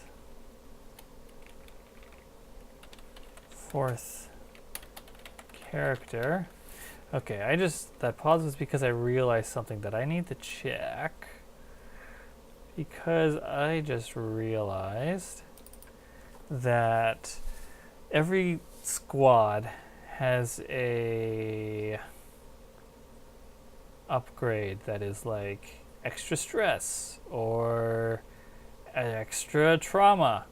Well, the mechanized cavalry, if I haven't already, yeah, they have extra stress. They should have extra fuel. That's what they should have. What should this be called? Efficiency. Efficiencies. Each vehicle gets +1 fuel box. There we go. Yes, good. That makes so much sense. I gotta put in the change log. Changed the... Come on, Google Docs, catch up. It's the mechanized cavalry upgrade composed to efficiencies to be more in line with their theme. I should probably do the same thing with logistics. Actually, come to think of it, and give them the trauma one.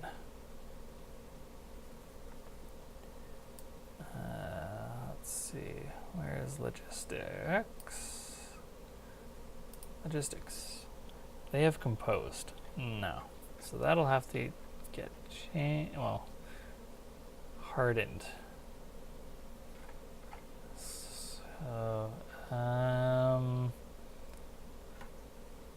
okay, so I'm just gonna copy paste.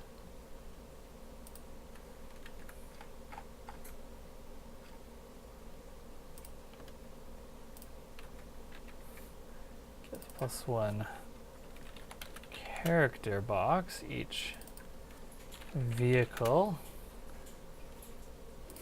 And what is this? What is this called? Not hardened. Something else.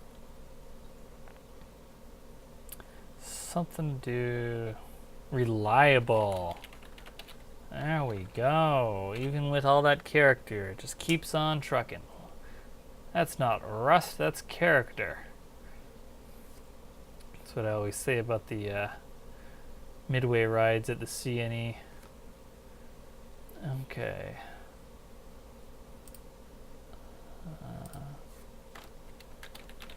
Changed the logistics upgrade composed to reliable to be more in line with their theme. Logistics. There we go. That's proper spelling now. Good. Good. I'm glad I spotted that. Lord, you can go away.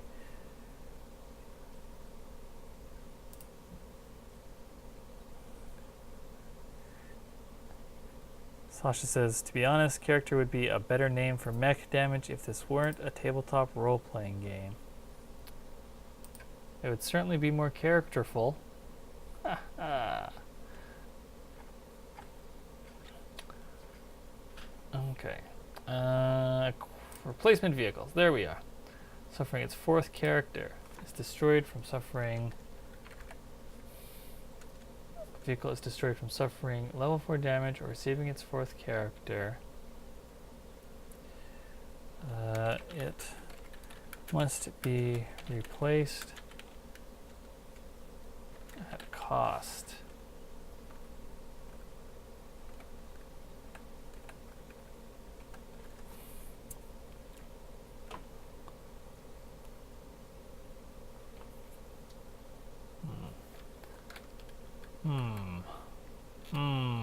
But what if they,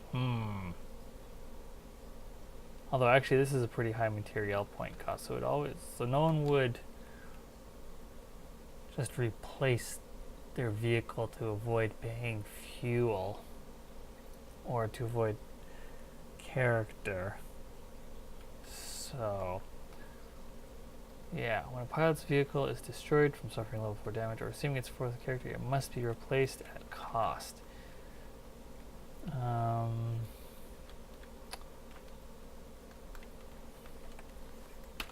To get a new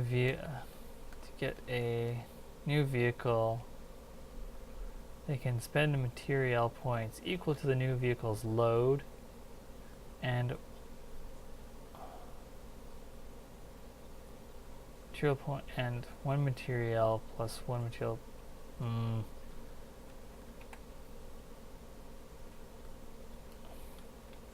Let's just get rid of that. Per level of this, to get a new vehicle, they must spend material points equal to the new vehicle's load and one material per level of the squad's tier. Load and one material per level of the squad's tier. Let's see. Alternatively,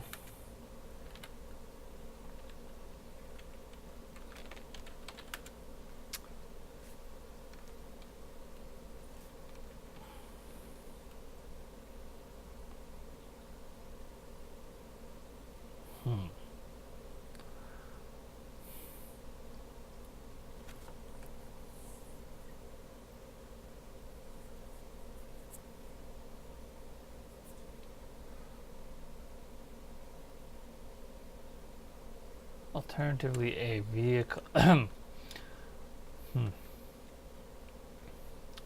spend material points equal to the new vehicle's load and one material per. Alternatively, a vehicle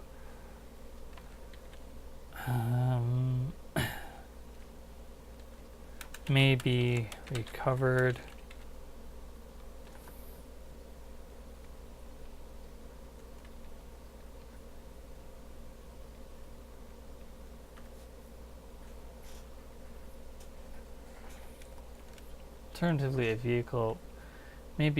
from. How do we explain that it can be stolen? Maybe to get a new vehicle,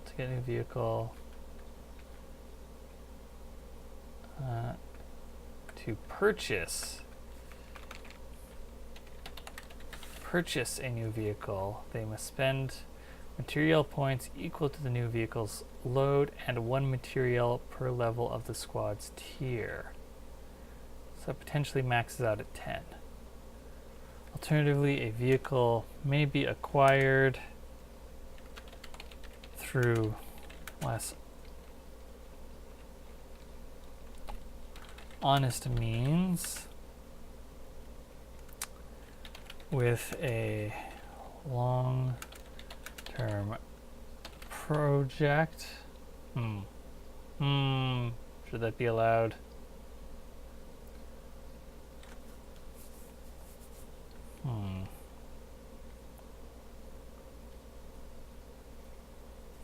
Yeah, I guess that's fair. Through a long-term project or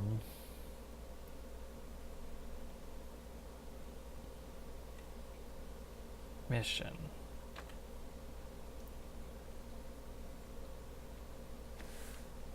To purchase a new vehicle, they must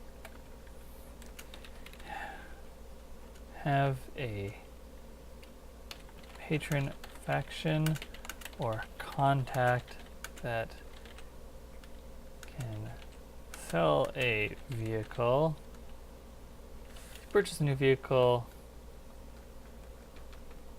the squad must have a patron faction. The pilot must have a patron faction or contact that can sell them a vehicle. Must first have a patron faction or contact that can sell them a vehicle. Then they must spend material points equal to the new vehicle's load and one material per level of the squad's tier to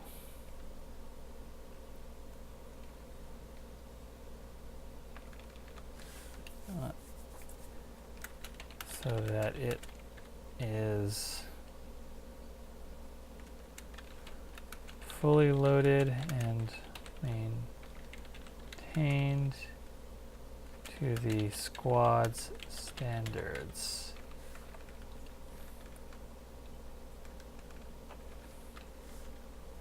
Then they must spend material points equal to the new squad's load plus OCUS. That is not how you spell plus. Plus 1 material per level of the squad's tier so that it is fully loaded and maintained to the squad's standards. New paragraph. Alternatively, a vehicle may be acquired through less honest means with a long-term project or mission. Long-term project or mission. Vehicles acquired in this fashion, acquired this way, start with the level 2 damage unfamiliar, in addition to any other damage sustained while it was being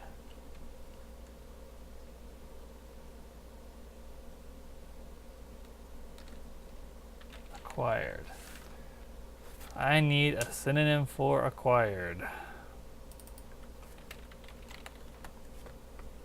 Captured, collected, seized, accomplished, obtained, earned, gained, gathered, learned, obtained, obtained.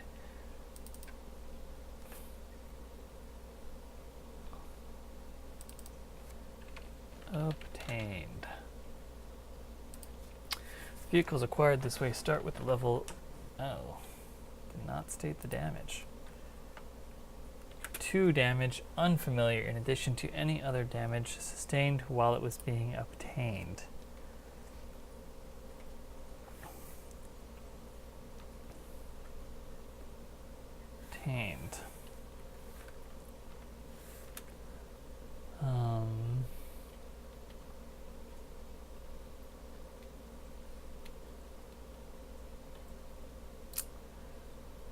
Let's see. Its load and declared gear is determined by the GM based on the established fiction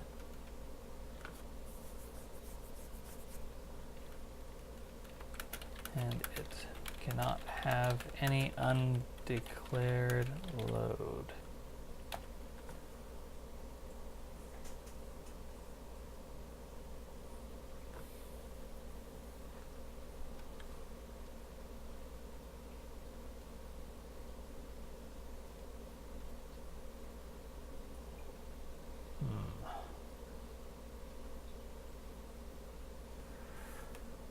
What about its fuel? Starts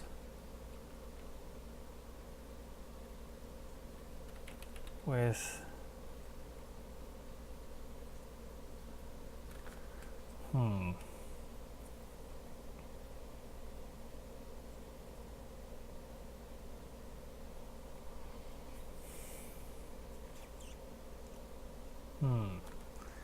How much fuel does it start with? 0.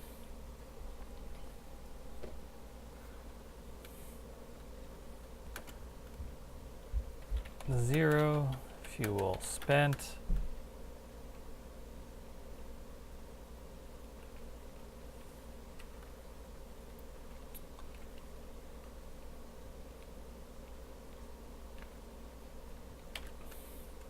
Starts with 0 fuel spent.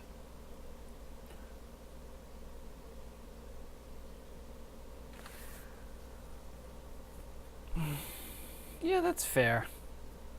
When a pilot's vehicle is destroyed from suffering level 4 damage or receiving its 4th character, it must be replaced at cost. To purchase a new vehicle, the pilot must first have a patron faction or contact that can sell them a vehicle. Then they must spend material points equal to the new vehicle's load plus 1 material per level of the squad's tier, so that it is fully loaded and maintained to the squad's standards. Alternatively, a vehicle may be acquired through less honest means with a long-term project or mission. Vehicles acquired this way start with the level 2 damage unfamiliar, in addition to any other damage sustained while it was being obtained. Its load and declared gear is determined by the GM based on the established fiction, and it cannot have any undeclared load. It starts with 0 fuel spent. Good. Okay. Temporary vehicles.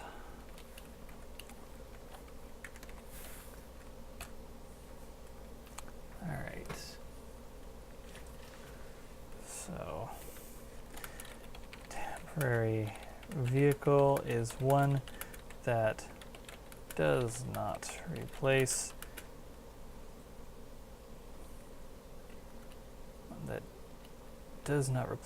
the vehicle on the pilot's character sheet.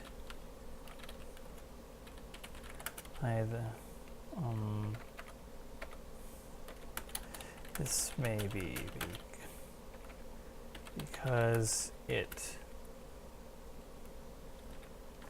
has been hijacked from an enemy, is too small,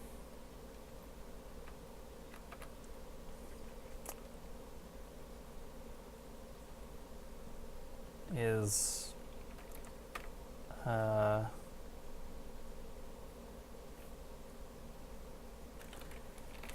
too mundane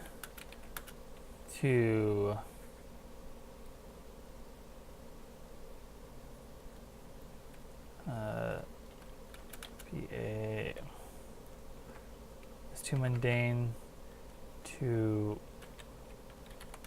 bother keeping track of. Has been hijacked from an enemy, is too mundane to bother keeping track of. Is there another reason you'd have a temporary vehicle?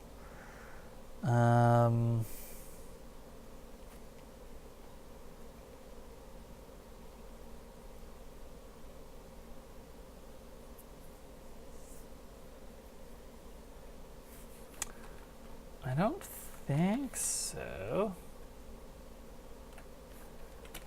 Or is too mundane. Why would you not keep track of a vehicle? Too mundane to bother keeping extensive notes on. Let's see.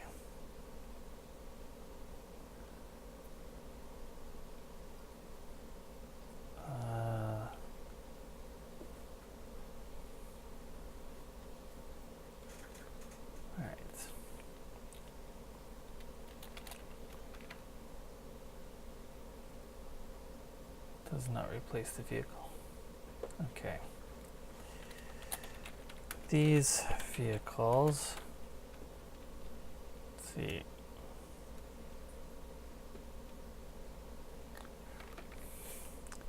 So, when a pilot is in one of these vehicles, they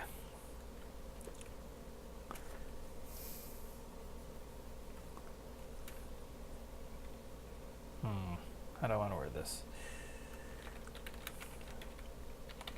Improved effect to vehicle actions if improved effect if the vehicle is of a higher tier. and reduced effect is of a higher tier than the squad, and reduced effect if it has a lower tier.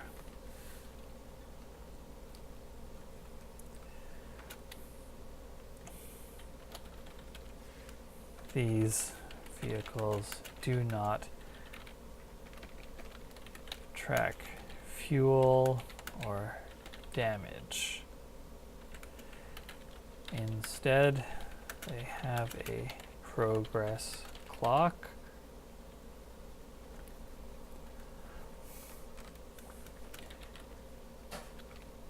that represents their ability to continue functioning.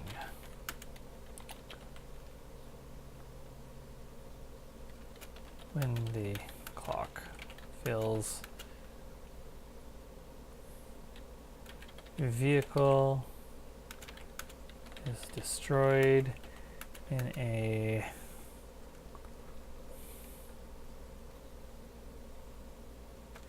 probably spectacular fashion.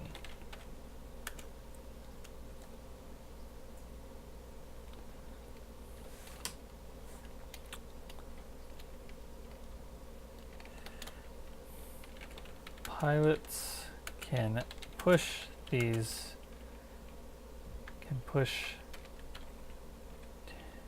temporary vehicles by adding a tick to this destruction clock. Push temporary vehicles by adding a tick to this destruction clock.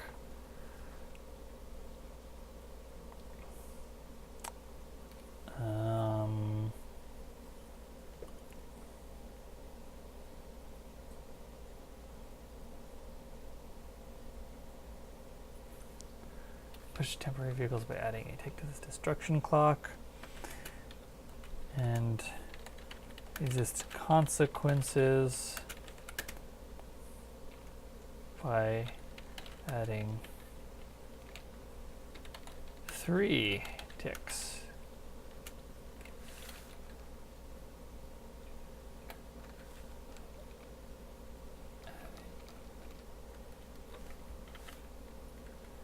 Destruction clock, and resist consequences by adding 3 ticks.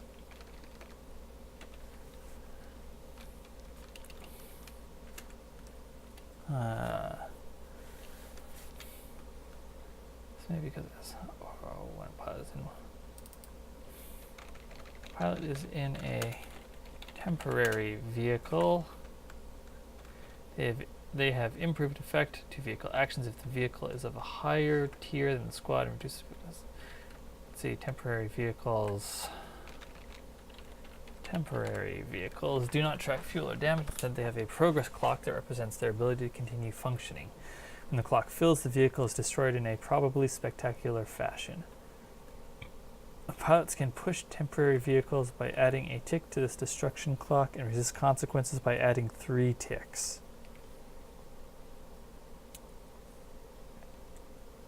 3 ticks, 2 ticks, 3 ticks, 2 ticks, 3 ticks. By adding 3 ticks. Let's see. Mundane vehicles have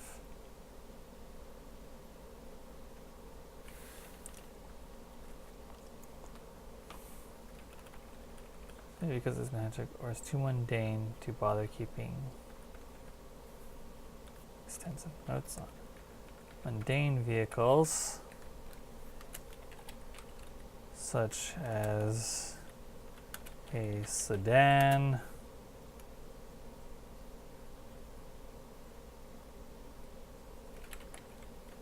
rowboat,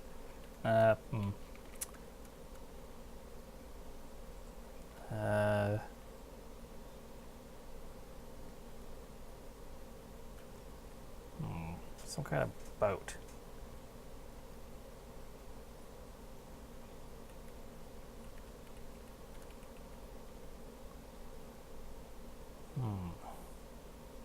Sedan, escape pod.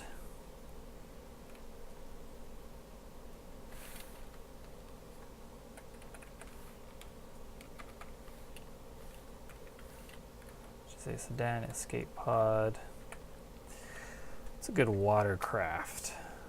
Outboard motor.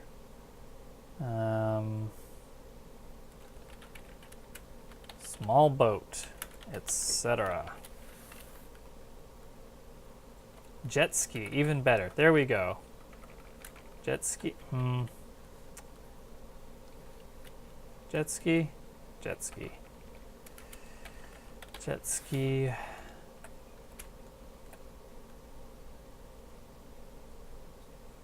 Maybe not an escape pod. Here's my mech gone fishing. Yeah.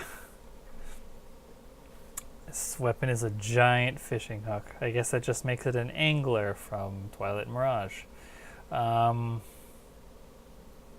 not an escape pod. Shuttle? Shuttle.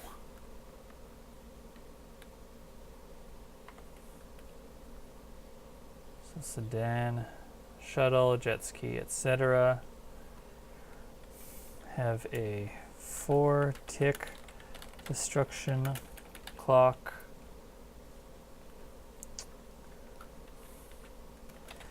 Well, let's see. Enemy vehicles.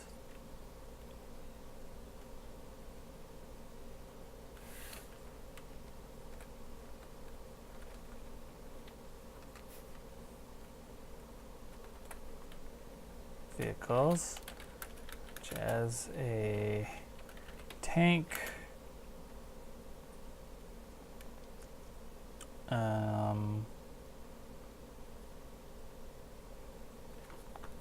which is a tank,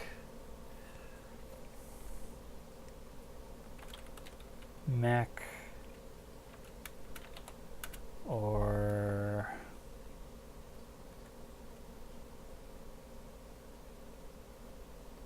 fighter bomber, fighter jet, submarine,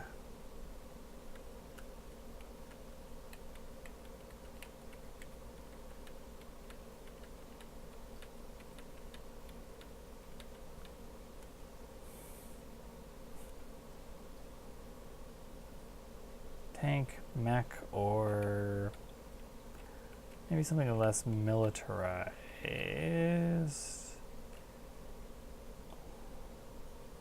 I don't know if that'll convey the same idea though.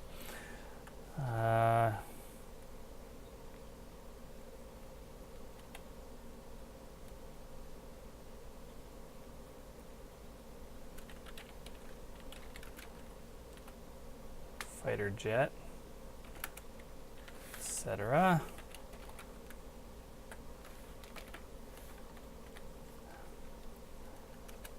Have a 6-tick destruction clock. Oh, it feels good to have solved that hijacked vehicles problem.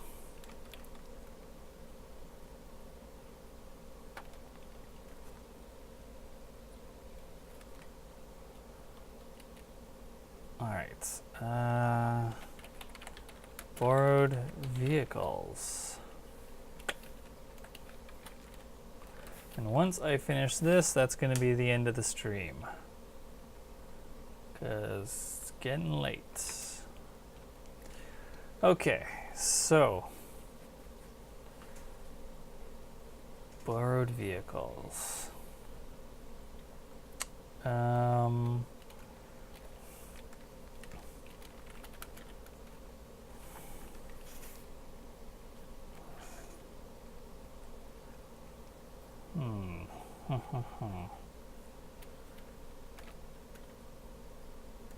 Yeah, okay, so if a pilot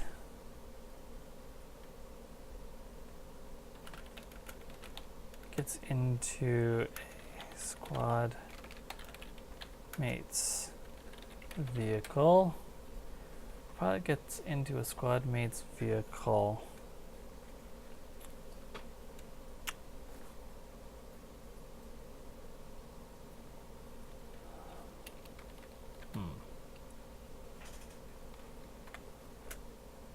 Let's see. Their own vehicle is generally not replaced.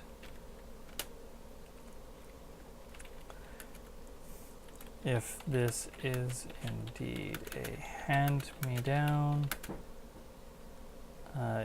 use the rules for replacement vehicles above.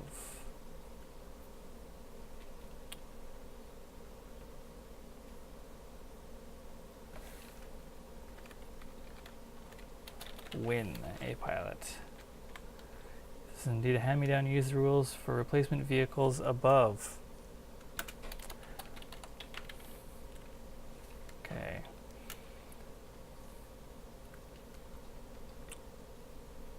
Let's see.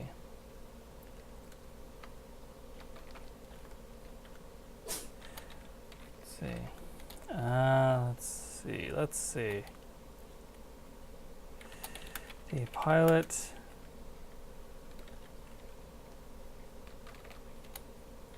any action rolls made. Let's see. The pilot uses the vehicles. Pilot uses the vehicle's declared gear, but only the owner can declare new gear. Pilot uses the vehicle's declared gear, but only the owner can declare new gear. Fuel spent.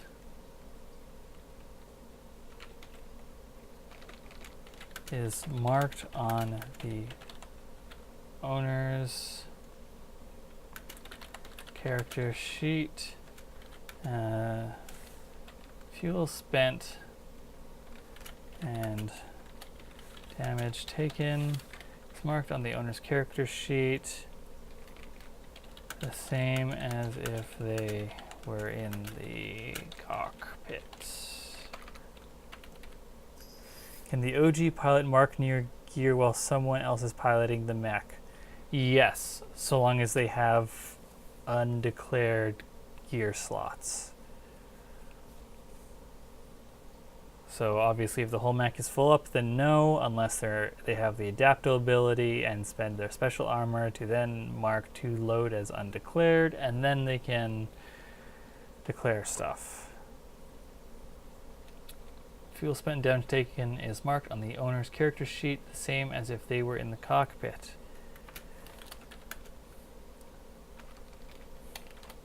However, the pilot in the vehicle uses their own vehicle actions as they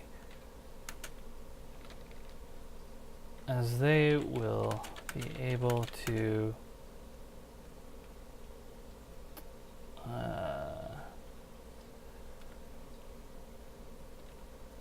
what's the phrasing I'm looking for? Find something different that the vehicle can do. They will be able to, I want to use the word push, because that has connotations in this game. Let's see, push synonyms: advance, assault, attack, drive, effort, offensive, thrust, bearing, blow, butt, charge, driving, energy, exerting, exertion, force, maybe, impact, jolt, lean, mass, nudge. to nudge, as they'll be able to nudge vehicle in unexpected ways.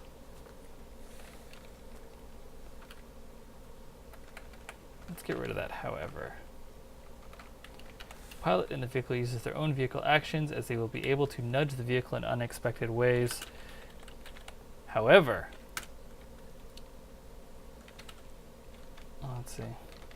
However, they may also be unfamiliar with certain systems and thus cannot take advantage of the owner's cannot take advantage of the owner's vehicle action ratings. However, they may also be unfamiliar with certain systems and thus cannot take advantage of the owner's vehicle action ratings. Okay. There we go. That is borrowed and hijacked and temporary vehicles and replacement vehicles done. So acquiring a new vehicle. There will be times when a pilot uses a vehicle other than the one they had at character creation. This may be due to any number of reasons, but generally falls into one of three categories: a replacement vehicle, a temporary vehicle, or a borrowed vehicle. Replacement vehicles. When a pilot's vehicle is destroyed from suffering level 4 damage or receiving its fourth character, it must be replaced at cost. To purchase a new vehicle, the pilot must first have a patron faction or contact that can sell them a vehicle. Then they must spend material points equal to the new vehicle's load, plus 1 material per level of the squad's tier, so that it is fully loaded and maintained to the squad's standards. Alternatively, a vehicle may be acquired through less honest means with a long-term project or mission. Vehicles acquired this way start with the level 2 damage unfamiliar, in addition to any other damage sustained while it was being obtained. Its load and declared gear is determined by the GM based on the established fiction, and it cannot have any undeclared load. It starts with 0 fuel spent. Oh, I wanted to put in something about just getting a new vehicle. Right, yes.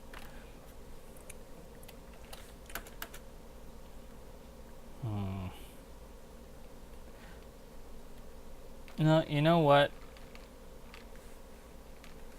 This is fine.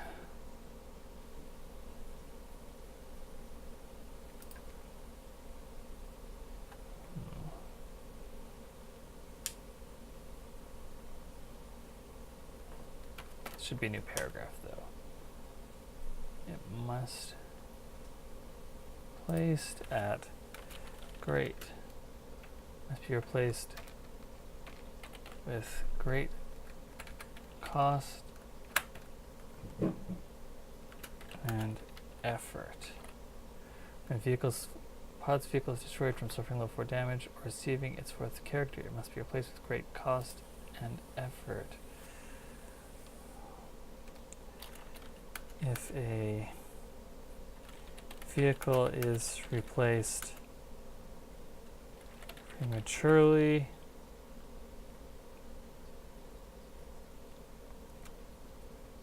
vehicle is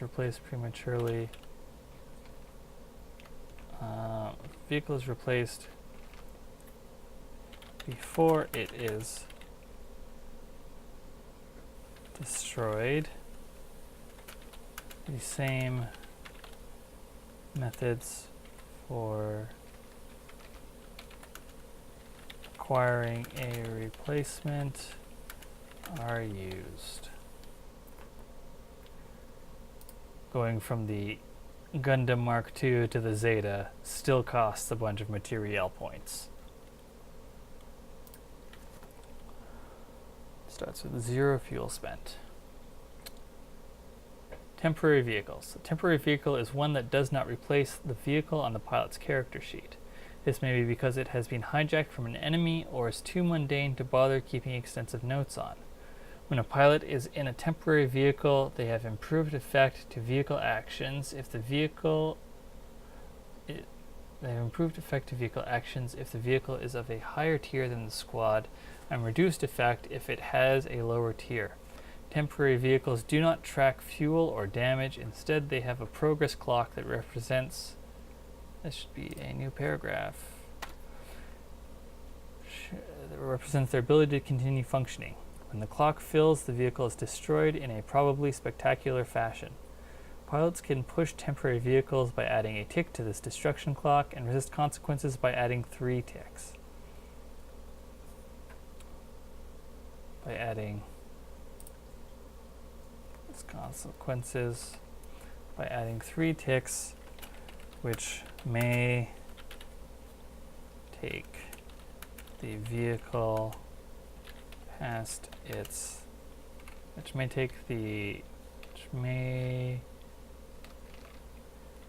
overfill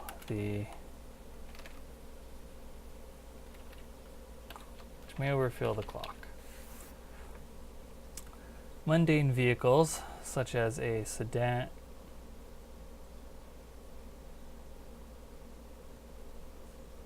yeah, that's fine.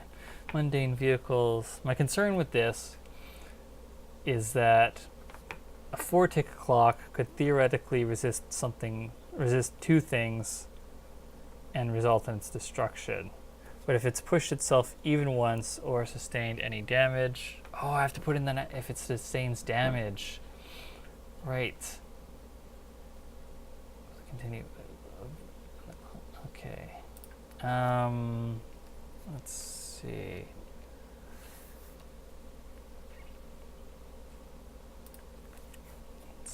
Let's see. When a temporary vehicle sustains damage, the GM adds a number of ticks to the destruction clock as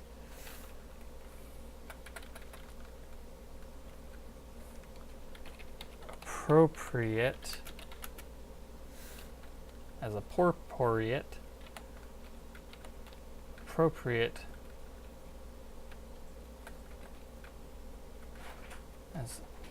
a number of ticks to the destruction clock as appropriate for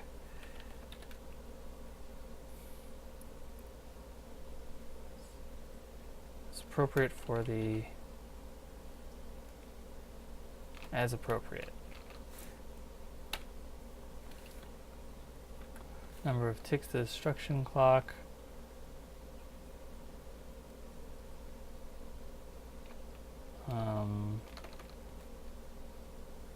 The number of ticks when a temporary vehicle sustains damage, the GM adds a number of ticks to the destruction clock according to the consequence list. Mundane vehicles have a 4-tick destruction clock, while enemy vehicles have a 6-tick destruction clock.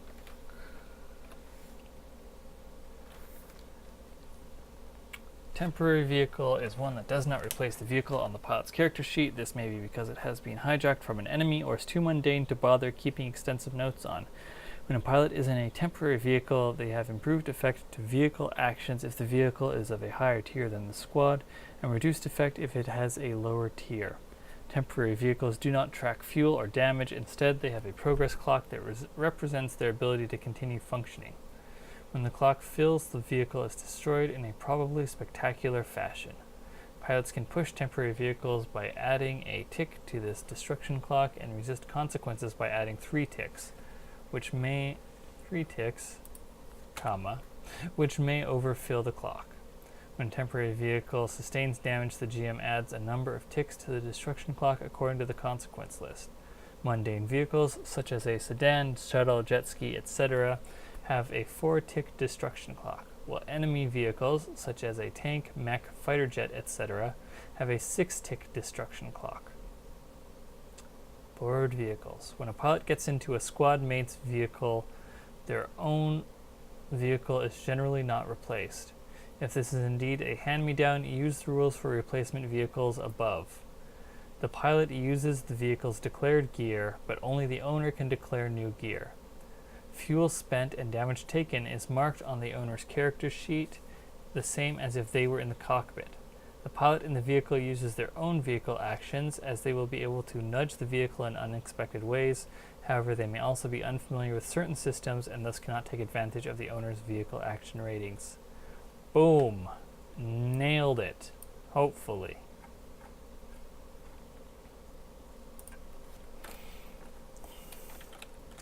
Added a section called acquiring a new vehicle, which covers replacing vehicles, temporary vehicles, including hijacking them, including hijacked ones, and borrowing vehicles from other pilots in the squad. All right, that was pretty good. So let's see. We got a major thing out of the way, the hijacking and replacing vehicle stuff. Oh, I should delete that from my notes. Let's see, vehicle. How does it affect fuel action rating? Solved. Make clear that there's a difference between hijacked fuel vertical vehicles are low to damage. Vehicles load and declared gear is determined by the GM basis of hijacked fuels, level of damage. Because the vehicle is different tier, what happens? Established that?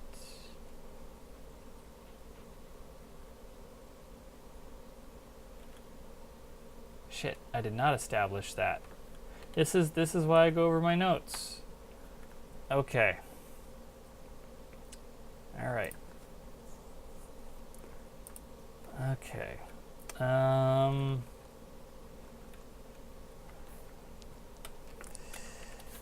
Let's see. So.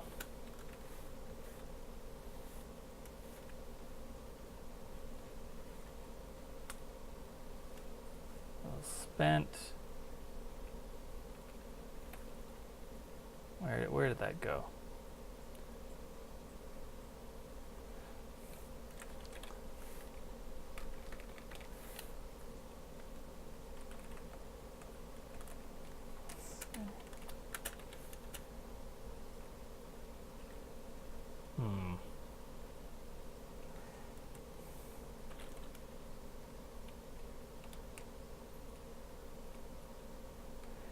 The newly acquired vehicle comes from a tier, comes from a squad with a different tier than the pilots. If the newly acquired vehicle comes from a squad with a different tier than the pilots, its tier becomes the same as the pilots because this is due to the squad either improving its maintenance, its systems to bring it up to their standards, or they lack the infrastructure to maintain it at a higher quality. They like the infrastructure to maintain it at a higher quality. Boom. Done.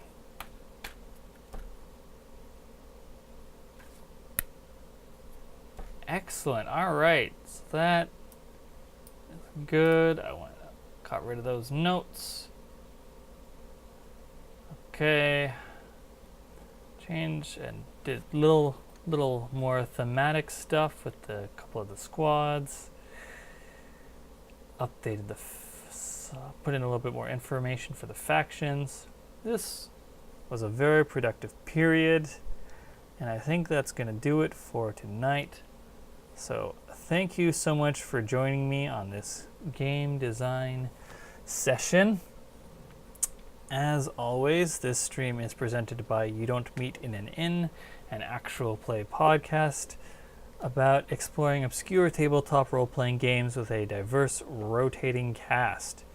You can find it on iTunes. You can also find it at youdon'tmeetinanin.libsyn.com. And what else? What else do I got to plug? Oh, yes. If you are interested in Beam Saber, you can find the rules at tinyurl.com/beamsaber, all one word. And I have a Patreon. If you want to support the further development of Beam Saber, you can find that at patreon.com/AUSTINRAMSAY. That's me, Austin Ramsay. If you want to follow me on Twitter, you can do so at NotAnIn, NOTANINN. And yes, also I run a Beam Saber stream game most Tuesdays at 6 p.m. EST. It's called Beam Saber the Cenotaph, which is about a group of mech pilots who are supposed to be collecting and looking after the dead from the war, but things don't always go the way that they want them to. So you can join us on this Twitch channel, which is twitch.tv/you_don't_meet_in_an_in. We also have you can also find the previous episodes on YouTube at You Don't Meet in an Inn's YouTube channel. And you can also listen to that campaign in MP3 format at beamsaber.libsyn.com or on iTunes as Beam Saber. You'll find it there too. So that is everything plugged. Thank you so much for joining me once again. And I will see you next time. I hope your time between now and then is good. Sleep well.